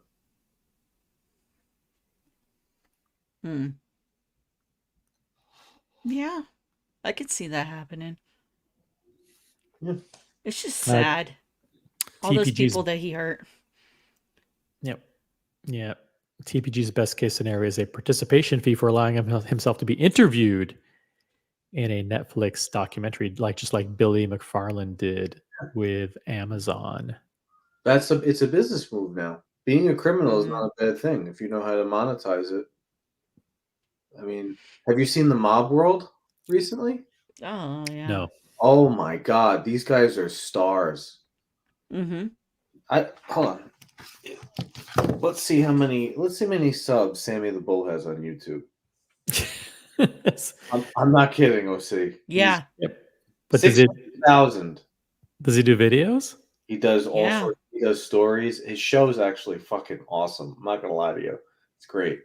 He's But- probably got some wild shit to talk about for sure. Oh yeah, 600,000 subs. He's getting invited all over the place. He's super popular. Yeah. Michael Francis, let's see. 1.3 million. But aren't these people like on the run? Like, aren't they supposed to be in No. hiding? No, they went to jail. No, Sammy isn't. He worked with the feds. He was the one that turned in John Gotti. So Right. How come the guy wasn't whacked already? Because no one. It's a long. because he put everybody in prison. all those guys that would have killed him are already dead. He's Yeah. 8 years old. Yeah. He also lives in Arizona and is not allowed to ever come back to New York. But that's a different story. Yeah. But you have Hell's Angels doing it. You have Yeah. pagans doing it. You have cartel members doing it. Right? It's like a thing. Yep. And the financial world, financial scams. Oh gosh, yeah. They- Scam people- culture is huge. It is. Huge. It's true. What are we going to blow the whistle on? Well, I think it's funny that TPG has shifted to doing these drawings. If you remember, Anna Delvey did the exact same thing. He's not even original.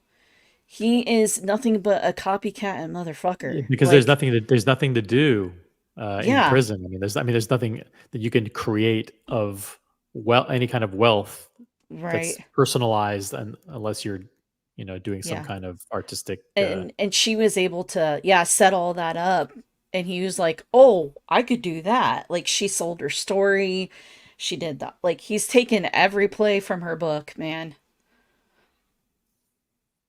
Yeah. If TPG were more known visually, then he'd be doing these cameos where he's like, hey, let me do I'll FaceTime with you for 4 minutes for $50, or Yeah. I'll do the video intro on your phone or whatever. I'll send you a Right. video, for you to share with friends.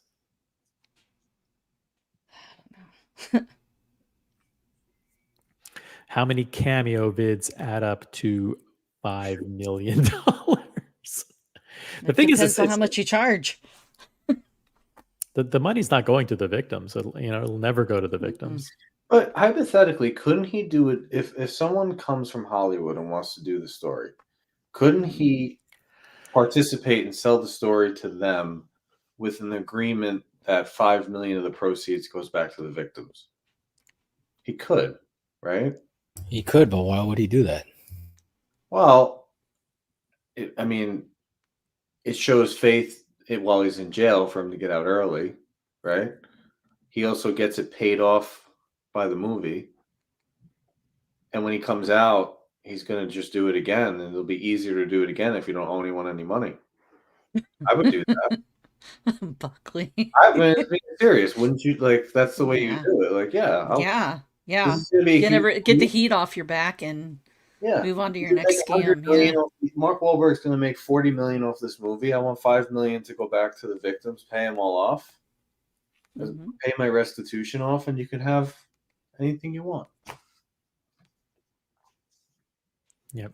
Gatsby has a good point. You can't sell your story. You can only sell a piece of work, like a book. So that's why that's why there's an article that's already written about the story. That article is a third-party news story. People can buy the rights to that, and true. they don't have to pay him anything. They can basically cut him out. So then, and they could fictionalize the whole thing too. They could just like not even use his name and completely docudramatize it, like they did with the movie Rockstar, you know, Yeah. which was another Mark Wahlberg movie. Because Mark Of Wahlberg says yes to every movie, regardless how bad it is. course he does. So does Kevin Hart. I mean, the two of them, the answer is yes, no matter what. Hey, that's a lot. Big paydays. What do you want me to do? What do you want me to do? I'm trying to get good panelists on, Buckley. Oh,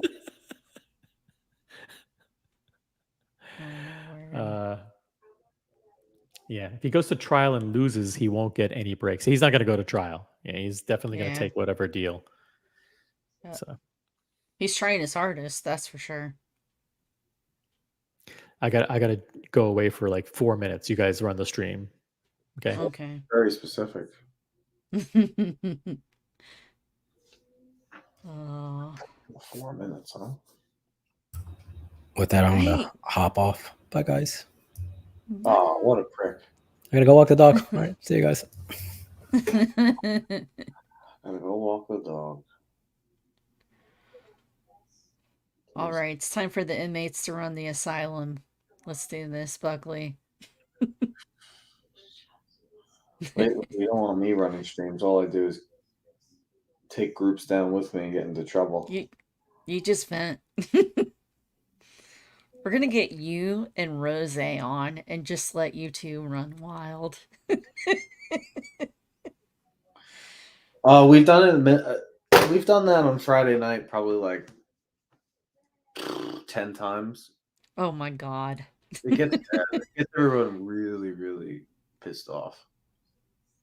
Yeah, I'm sure it gets pretty dark. I know Rose will only show up after he's 2 or 3 sheets to the wind, right? Yeah.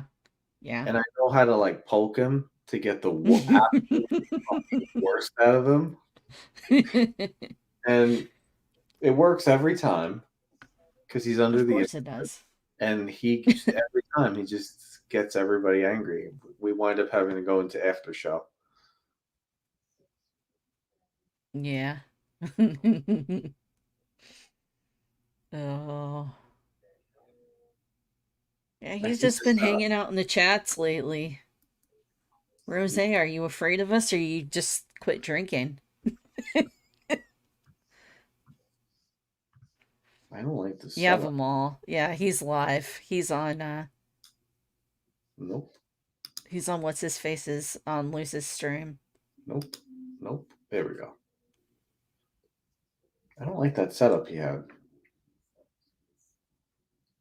It's all about Buckley. He's on that loose guys thing.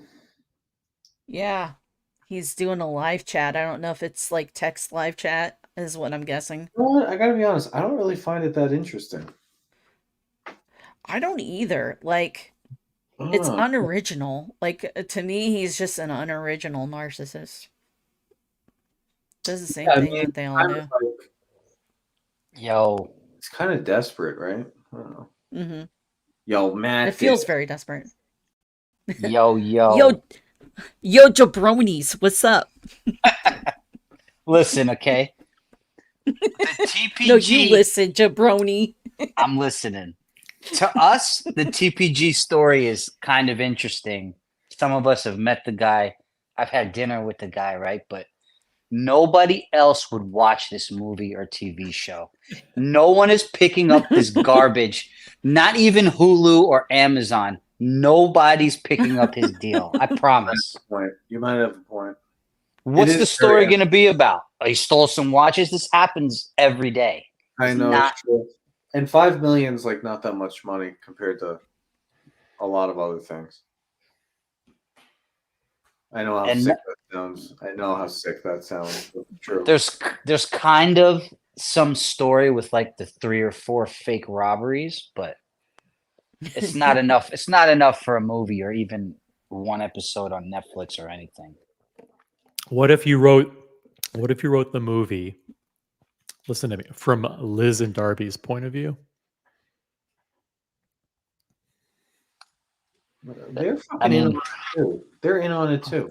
Who wants to see a movie about a strip club DJ and a bartender? Look, Nobody. here's all, What do you what here's all I'm gonna say. what? But listen, there's a love interest. You know, they could make it so it's like they met there. Yeah, but they're in on it Yeah. too. You know that, right? Your hands are dirty too. Have to be. They knew about it. You think they were? Do you think they were colluding? Who was opening up all the boxes of watches and helping him? He wasn't doing all that by himself. She was the one going to all the post offices, so she could get in trouble for the actual. Let me ask you another question. When those calls started to come in, like, "Hey, where's my watch? Hey, where's my watch?" You think he handled all those calls, or you think they were calling the store? You think people were showing up? Who do you think was telling those people, "I don't know, go away," or "He's not here"? Come on. Hmm. Come on. Maybe he had cameras rolling at all times. Maybe he has a lot of dirt. So definitely he knows. Hey, Vimal Nair has a great question for Mathis. Super chat. Super chat. Thank you for your very generous contribution to the hate streams. Vimal Nair, it reads, Mathis, who would you want to play you in the movie? Oh, it's Vin Diesel for sure. Thank you. Sure. It's the only option. There's no other fucking option. It's Vin Diesel. The Rock. He wants The Rock to play him. No, it's not. It's not. Because The Rock says jabroni. So, I mean, it's perfect. It's a perfect match. No. Who plays Buckley? We can't do Thor because that's SC. Tom it's, Cruise. Chris Helmsworth. No. Tom Cruise. They're too tall. Tom Cruise isn't too tall. He's 5'5". He might He's be. tiny. No, I'm not. Guys in the chat, looking at this avatar of Mathis, who do you think would be the best actor to play Mathis, and who would be the best actor to play Buckley? If Buckley were going to be in the movie. You know who's playing Boston Collector? Hold on. This is good. We should actually do this. We should actually go through one by one. We should actually write a script for a movie. Hold on, I got it. That would be funny.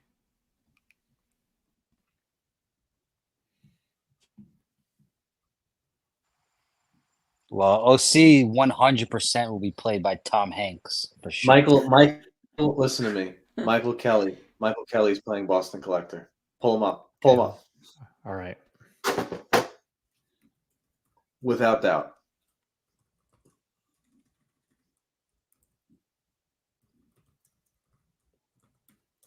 Jason Statham is playing Mathis. No, that guy's a Has terrible- to. He looks like him. Yeah, but Mathis isn't British. Doesn't matter. One time I was at work and I had like a V-neck on and sunglasses, and this guy walked by. He goes, "Hey, Vin Diesel." Dude, So Buckley's. that's it. This is Yeah. Boston Collector. He's great. He was on 24. I love him, man. He was good in House of Cards. Very good. O'Sheen played by to be honest, you know who he kind of looks like? What's the midget from Game of Thrones? Oh my gosh. Don't you see it? Peter Dinklage. Tywin Lannister. Listen, once you see it, you won't be able to unsee it. Peter Dinklage. Fucking Peter Dinklage, dude. OC would be Stanley Tucci. I'm just saying. We just had a request come in for a different actor for Boston Collector, and that actor would be John Travolta. That's pretty fucking good. That's even more spot on. No. He's too old. Yeah. Hold on. Pull up Peter Dinklage. You have to do it. Fucking do it. Because once you see this, Mathis. you're all gonna see this, and it's over. Who would play Archie? That's what I'm wondering. I'm trying to think of who would. Tell me that's not O'Sheen in a movie. Tell me that's not O'Sheen in a movie. He does look like O'Sheen there. You He know looks Oh my so like god, O'Sheen. Buckley. You fucking know it, dude. He does. In a movie, tomorrow, if we get a movie, Peter Dinklage and O'Sheen. Same ego. It's either that or fucking current day Russell Crowe. You got to pick one of the two. Oh, that's true. That's true. No, the first choice. Dinklage does look exactly like him. No, you did it. You hit that on the head. All right, Diego. I'll pick Diego. Who would Diego be? No. I'm actually trying here. I'm trying to like match. Diego will be played by that guy, Remy Malik. Or the Oh, yeah, or the Spanish guy from the new Star Wars movies. I No, can't think of his name. Oh. nope. You're wrong. Penn Badgley. Type it in. Who's that? Penn. We're doing oh, the see, you fucking- can't get over this. We're doing the fucking casting right now. Listen, This would be the shot right here. insular. You gotta add. Shit. You gotta make it dramatic too, and you've got to add the cigar No. and the talk of wealth Listen, in Venice in the background. And listen. I'm not doing anybody dirty. I'm trying my hardest right now to do proper casting. So far, we have two. Mathis is Vin Diesel.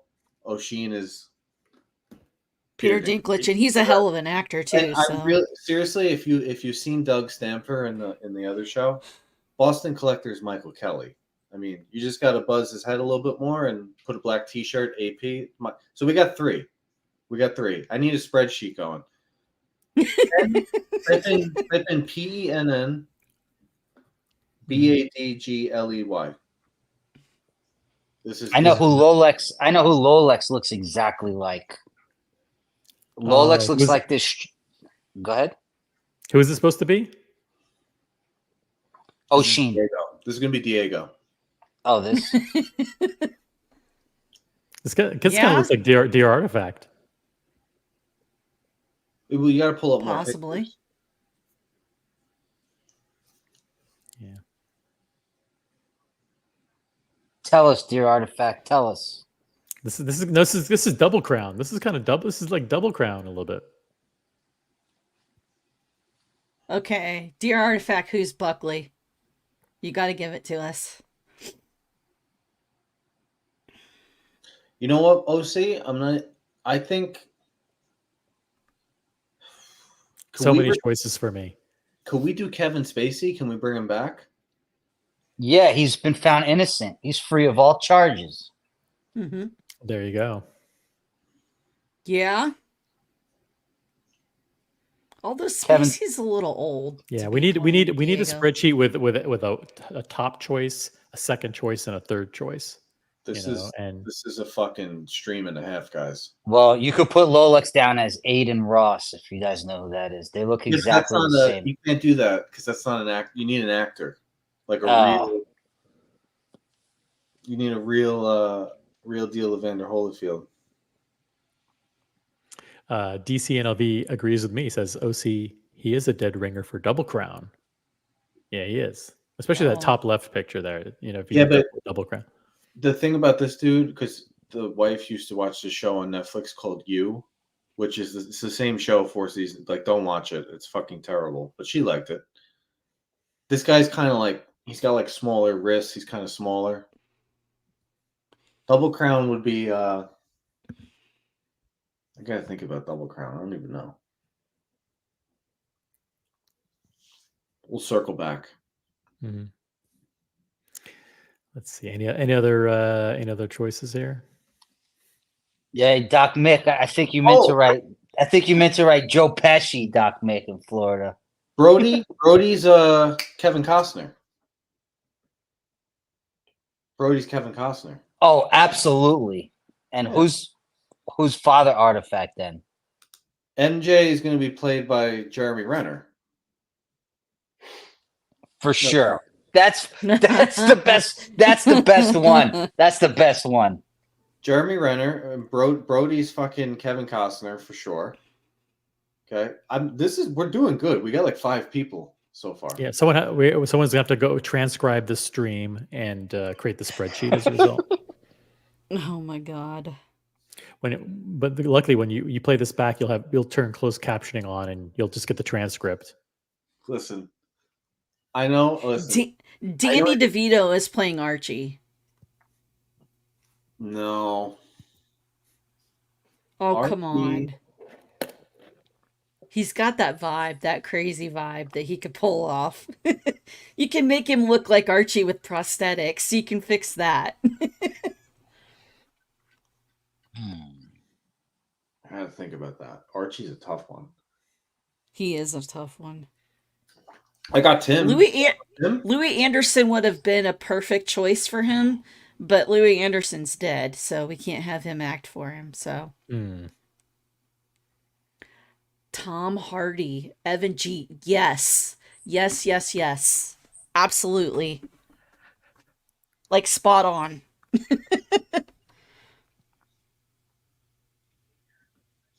Tom Hardy's like 5'8" though.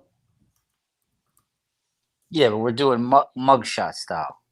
Yeah, but Peter Dinklage is 2'3", and you've got him playing. You got him playing O'Sheen. But it's fucking. I'm sorry, it's too close. That's a really good one. Pull up Peter Dinklage, Game of Thrones. Just do it. Stop. Just do it. I'm sorry, it's too fucking. Just do it. We're gonna lose OC here if you keep pulling up Peter Dinklage. Benji, I've had this in my head for about 2 years, and I haven't. Oh no! And I'm so happy tonight we got a reason for me to bring it out. I know, right? Right, we got a super get chat. this out of my head. We got a super chat from DC and LV. Biggest casting decision: who's playing Daniel Katz? Easy. Larry. Andy Dick. Andy Dick. Fuck with this guy's bezel, and it's all over. OC. Yep. Yeah. Yep.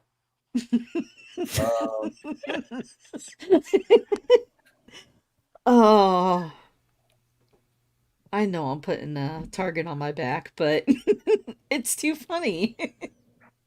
Nah, it's never gonna. Don't worry about it. Thank you, DC. By the way, DC spent some time earlier today at the Time Dome. I think that's what it's called, right? The big Bucherer in Las Vegas. He was having some service done for one of his watches, and big shout out to DC. Doxed. I got Archie.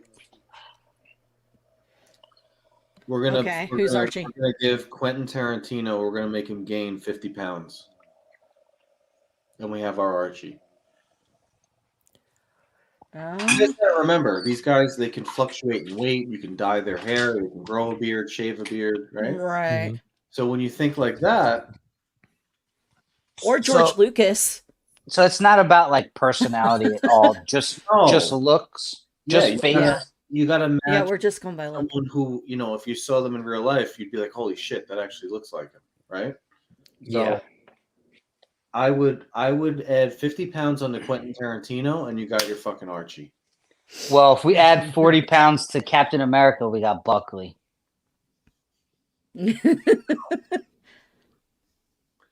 Welcome, Double Crown. You're on mute. Did you want to talk, or you want to go in the back? Oh yeah, I'm here. Sorry. Oh, what's going on, fam? So we're casting you in the new Watch Community movie. Oh, okay, cool. What do you think about Penn Badgley as you? Isn't he like really scrawny? Yeah, exactly. It's perfect casting. I don't have that long a hair. It's hair.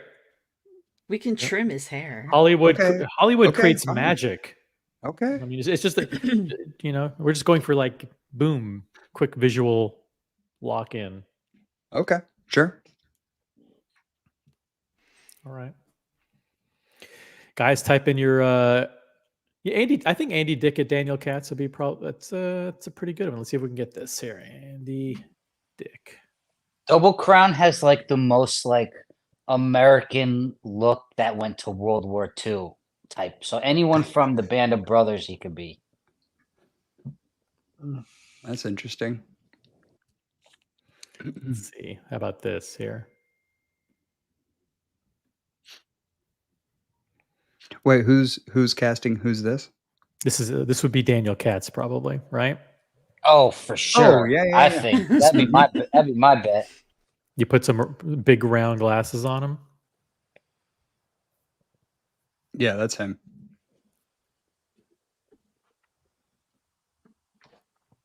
Katz also has like that Ben Stiller kind of look to him too. Did you see like the old picture of him? Yeah. Oh my god. What a dude.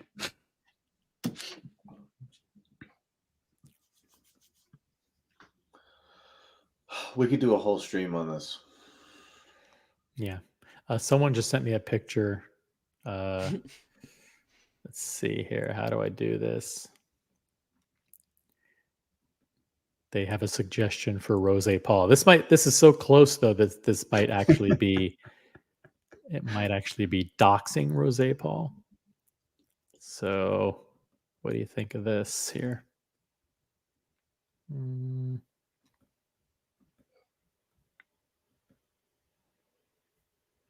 Oh, Wait, who is this? oh, fuck me! Is this from Friday's live stream from the doc? That's from like Saturday Night Live, I think, or like Mad It's TV. from Mad TV. Yeah, Mad Yeah. TV. Oh, It's a Lord. character named Stuart. What's his mom real- always trying. Yeah. What's really wrong about this choice is that people who know Rose Paul are laughing, and it's not good. Oh. Is he still in chat? Oh my god. He's laughing about it. Oh, you guys. I can't even. Oh my gosh. Rose, I don't even know you, but this is just funny. Yeah. It's not close, right, Buckley? It's not close. Just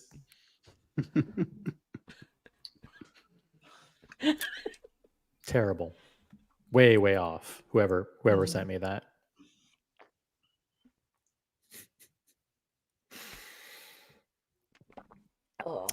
Dr. Bob's Nightmares in the chat. What's up, Dr. Bob? How you been?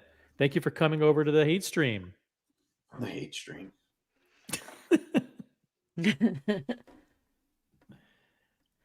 Oh, Jesse Tyler Ferguson from Modern Family for America. Yeah, you could. Uh, You need, Oh, one of the gay that's dudes. a good one. Yeah, I think he's the redheaded Sure. one. Too short. It's too small. I'm trying to think. See, I'm We still need to find Archie. We need to find the person that's Archie. telling you, give Quentin 50 pounds, and we're there. let's see here. Jesse Tyler Ferguson. Boom. Boom.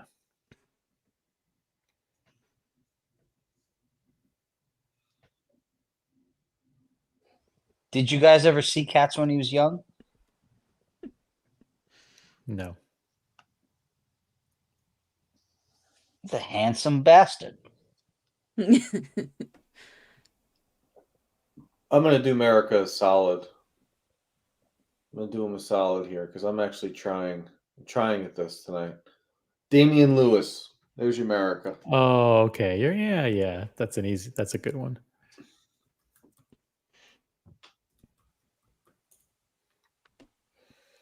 I've never seen America. I've never met him. Well, we haven't seen him for the past 2 meetups where he flaked. So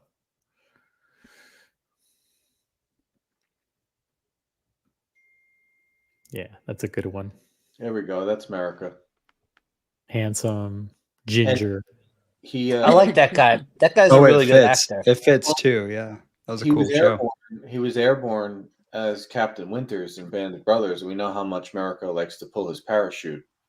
So Oh, that's right. That is him. That's right. and then in Billions, he's a giant finance douche, and we know how America likes to be a finance douche.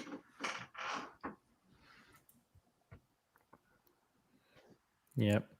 Got some good pictures here. This one is a recommendation. Let me see if I can hold on.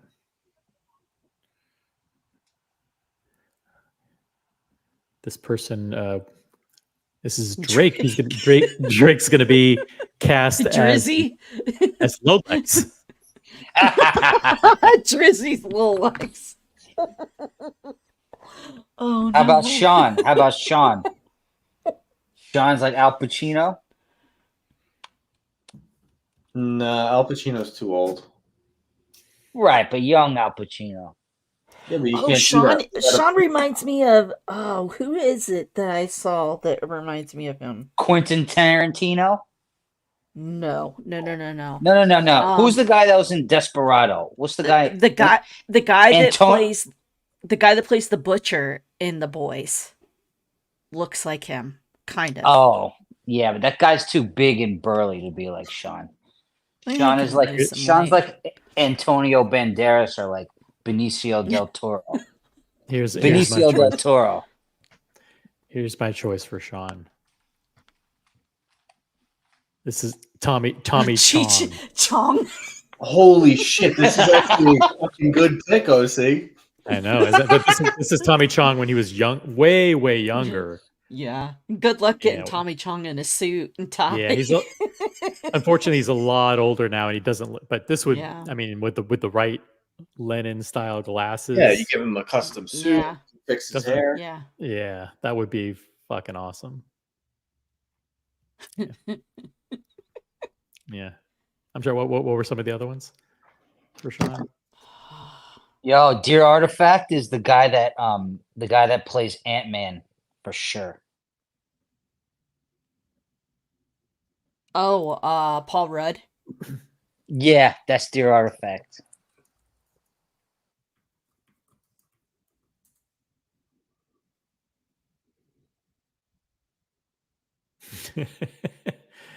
All right.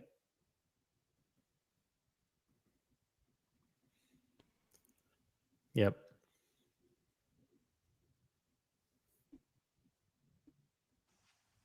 Is Paul Rudd the same guy from 1408 with Samuel L. Jackson? The scary movie? Might be.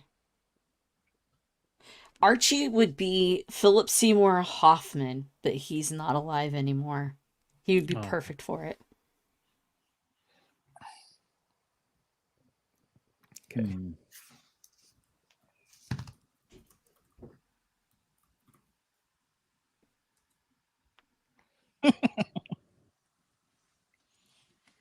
Yeah. Oh yeah. Yeah.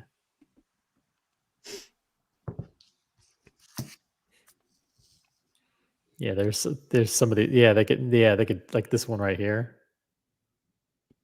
Yeah. Get him the Definitely. crazy hair.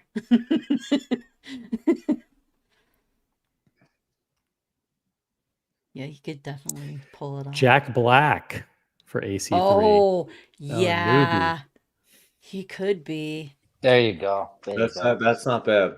That's not bad. Yeah, that's No, a that's great choice. That's very good casting. Not bad.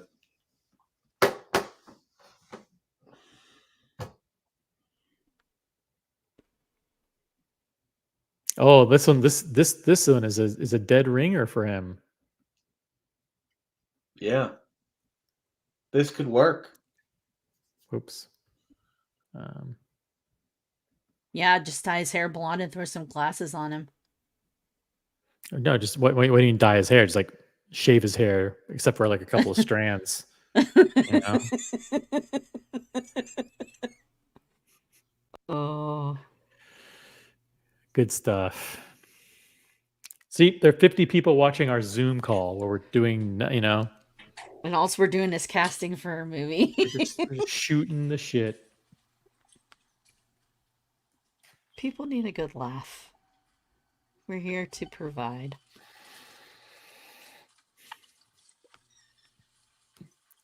Yep. All right. Have you been going since 5 o'clock, OC? No. This I've been going since 7:20. All right, I got one more good one. He's the cop at the end of the movie in Natural Born Killers. He's like an Italian guy. He's also in Reservoir Dogs. He's like the one that gets them all shot. You know what I'm talking about, Buckley? OC? No. For who? For who? For Curly. He's Curly. He's like the maniac guy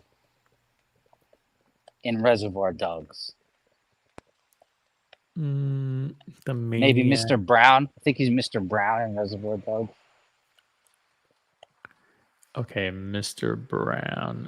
That's Quentin Tarantino. So, and then there's Harvey Keitel, No. Michael Madsen, Mr. Blonde. Pull up the cover of it. He was in Kill Bill too. Yeah, he's in Kill Bill too. Yeah, that's Michael What? Madsen. Yeah. Oh, that guy. That's Curly. That's Curly. Oh, that's good. That's good. That's pretty good. Yeah, it's a good one. Oh, Chris Penn for fucking Red Shovel. Who's Yeah. Chris Penn? Who's that? Yeah, we should cast the entire watch community based on the cast of yeah. Reservoir Dogs. I think Yeah. Chris Penn is dead, I think. So we can't use it. Aw. It's pretty fucking close though. Click on Chris Penn. I have AI. We could use dead people. Steve Buscemi would be Mathis. Whoa. I mean, this is Red Shovel. Oh, jeez. Oh, I know that guy. Yeah. Mhm. Oh man, we need to do a stream on this where we actually try as hard as humanly possible to figure this out. I mean, we've done a pretty good job so far. Yeah, but we're not documenting everything. We need to do that. Go back through the VOD and check it out. That's funny.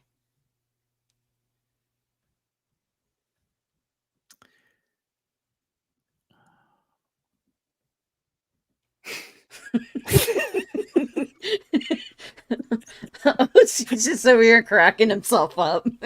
I was going through the tabs, and I'm like, that's a good tab. Just wait till he gets to Peter Dinklage. I closed all those tabs. Oh, you closed that? intentionally. Yeah, because I didn't want to bring them up again. Yeah. I'll be listening. Have a good stream, you guys. Great show. All right. Peace out. Take care, Mathis. Later. All right. All right. Lucha Betic Marks in the chat says Tony Goldwyn for OC. Okay, let's whoever that is. Let's see who that is. Yeah, how come no one's come up with a good OC? I don't know, man. I think Kevin Spacey would do you solid. Oh, I think this is a good choice. I think this is a real good choice. Yeah, that could work. Good call. Yeah. Get a little beard on him. A little 5 o'clock A shadow. little stubble, yeah. Yeah, everyone has really good ideas, so we'll have to document this chat. Oh, John C. Riley is curly. That's another good one. All right, let me pull that one up. I'll pull up Kevin Spacey too. Let's do Kevin Spacey first.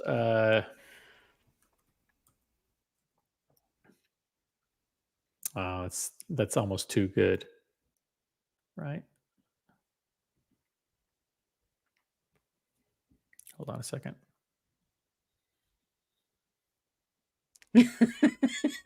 Yeah. Well, the Yeah. thing is, you got the politician thing Yeah, going persona. through, right? Yeah. So you got the persona. So I always think House of Cards, right?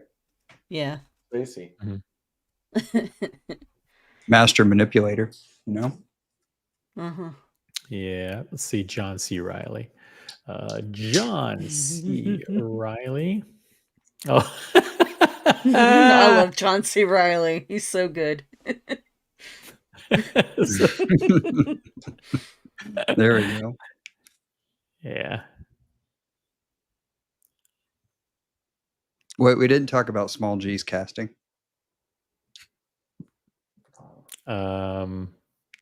Yeah, it's the guy from that Fox show, Mass Singer. What's his name? Ken. Oh, Ken Chung. Yep. Mhm. Dr. Ken. Yeah, Yep. Dr. Ken. Ken Chang, right? Something like that, yeah.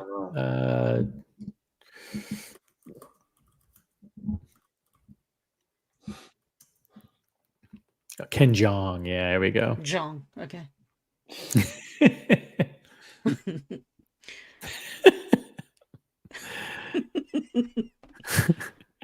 Oh, this guy Chinese. I eat Thai. Oh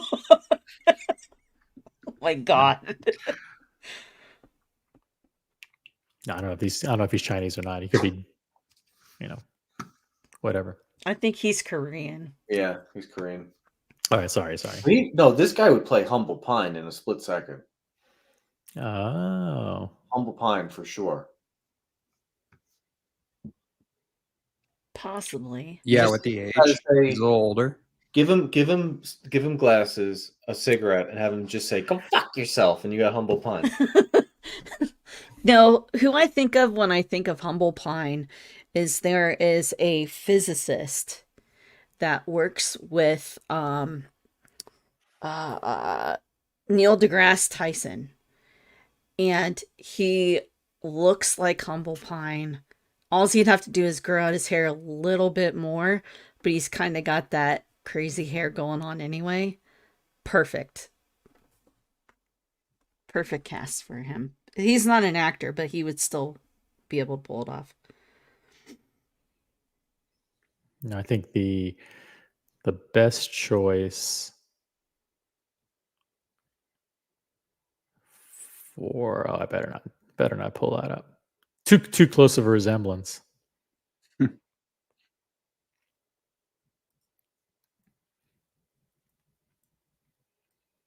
No, I definitely don't want to be pulling this up.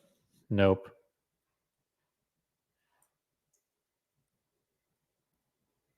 Gen G, who would be your casting? Oh, I don't look like anybody. I Well, promise. come on. I have to be anonymous. I can't do that. Well, I'm anonymous. You're monogamous. Anonymous. Sorry. No, I just did that. I don't know. I mean, I could pick anybody. Which celebrity do people say you look most like? None. I don't look like any celebrity, I promise. I wish I did, but I do not. I guess we'll have to choose one then, right? Sure. You're going to choose just based on her voice? I'll give you a clue. I'm blonde. Oh, I have no idea. What'd you say? So that'll be a good start. I'm blonde, so that'll give you a start. All right, we'll pick Cameron Diaz. There we go. She's fucking crazy like me. Yeah. She won't act anymore though, but yeah. There we go. Everyone, Gen G. There we go. Split an image. Hmm. Oh man, this would be if we actually do this stream, it's gonna get fucking ugly. I can't wait. It'd be fun if we could like put this all into AI and have it do it for us, and then just have like a viewing night where we put it on and watch it. Yeah, and then we use AI to take like one of our photos that we had like at watch time, like of like 6 people or 8 people together, like in a line, and then we have AI superimpose the actors' faces on us, and see how close to reality it looks like an actual meetup. Certain people are hard. It's really hard to figure out. Yeah, we haven't even gone. I mean, there's so many characters. That's the thing. Is like you could literally name 100 people who are associated with these Yeah. streams. Yeah, Oh yeah. and every one of them has to be cast perfectly. Yeah, you can't mess it up. It's I think I have respect, one for yeah. Curly. Who's the guy? I don't know his name. Did you guys see the Godzilla movie that's in New York? No. You don't know what movie I'm talking about? I'm gonna pull a Rose Paul on you, and I'm gonna Sure. say I would never watch any Godzilla movie. Oh, come on. Okay, here's Curly. Hank Azaria. Mm. Let's see.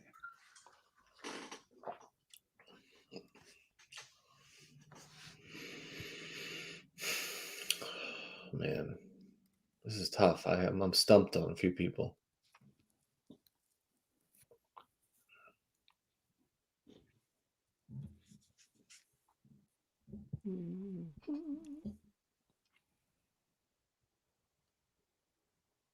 I can see a little bit of Curly there. Yeah. Yeah, from what the little I've seen of him, that's who I think of. Who Plus would play? tattoos. Who would play Captain? Captain. Ooh. Ooh, I have no idea, to be honest. We're reaching too much. That's Captain would be reaching played into the other by. world. I can tell you exactly who's going to play Captain.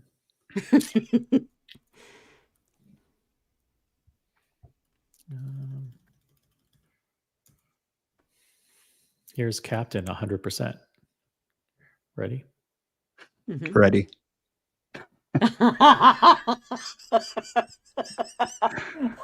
He would beat you up for that. He'd be like, "Fuck that guy." And he knows about watches.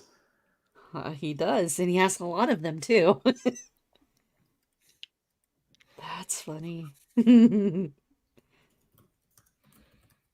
Okay, I just got a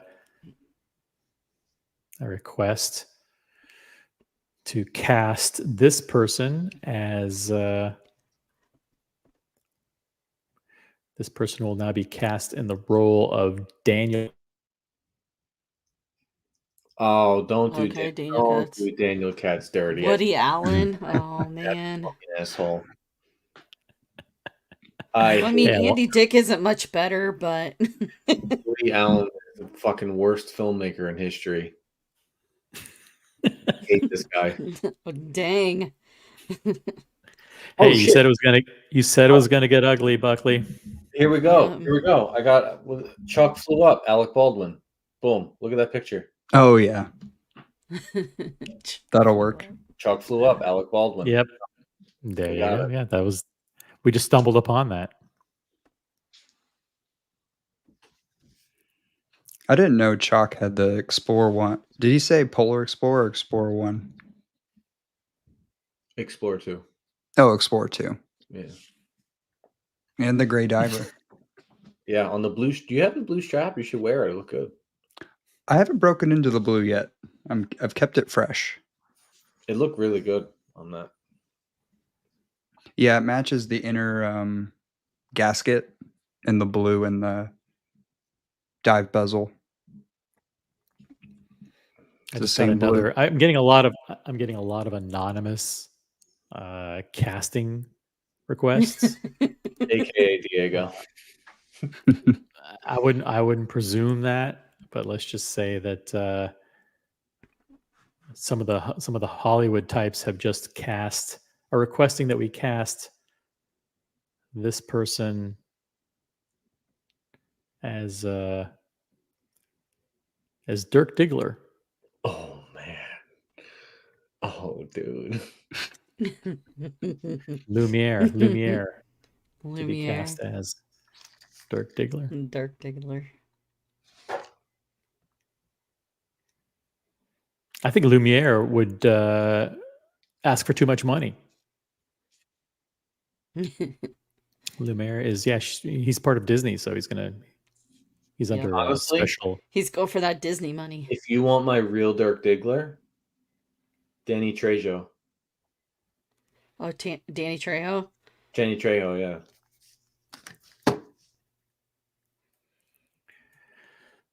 Okay, and here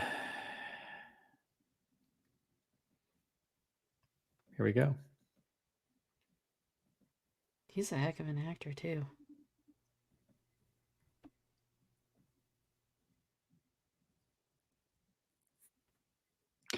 Does that look like Yeah, him though? just- yeah. Not that picture. You got to go to like other pictures.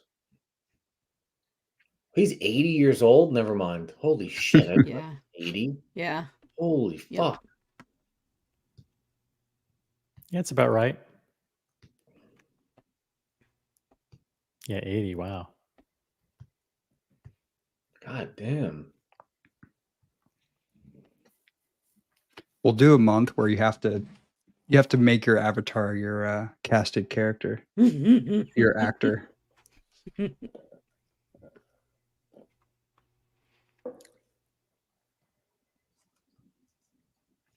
All right, we need to stop doing this because this is actually a 3 or 4 hour long Friday night stream Mm-hmm. that should be Mhm. professionally done with a spreadsheet and everything. We'll have to. What we'll do is we'll play this live stream back and make sure we capture everything. Yeah, because this is actually fucking gold.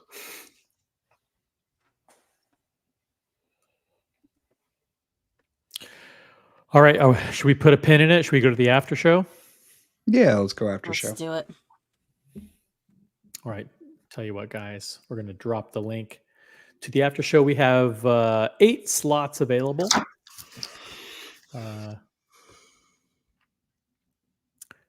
Hold on a second here. VIP after show. Boom. Here's the link. I want to thank every single person for being on the panel tonight. Thank you, Genji. Thank you, Double Crown, Buckley, Kimbo, everyone who jumped on. I want to thank Logan Hall for the gifted memberships, BW for the gifted memberships, Dear Artifact for the super chats, Diego, Eddie Mao, Ryan James, Vamal, JC, DCNLB, all you guys. Really, really appreciate it. And all you guys in the chat, thank you so much. We are out of here. Upvote. And upvote the stream. Let's see how many upvotes we have. Holy crap. We're at almost nearly 60 upvotes. Guys, get us to cross 60. We're out of here. Peace out. Love you guys. Good night. See ya.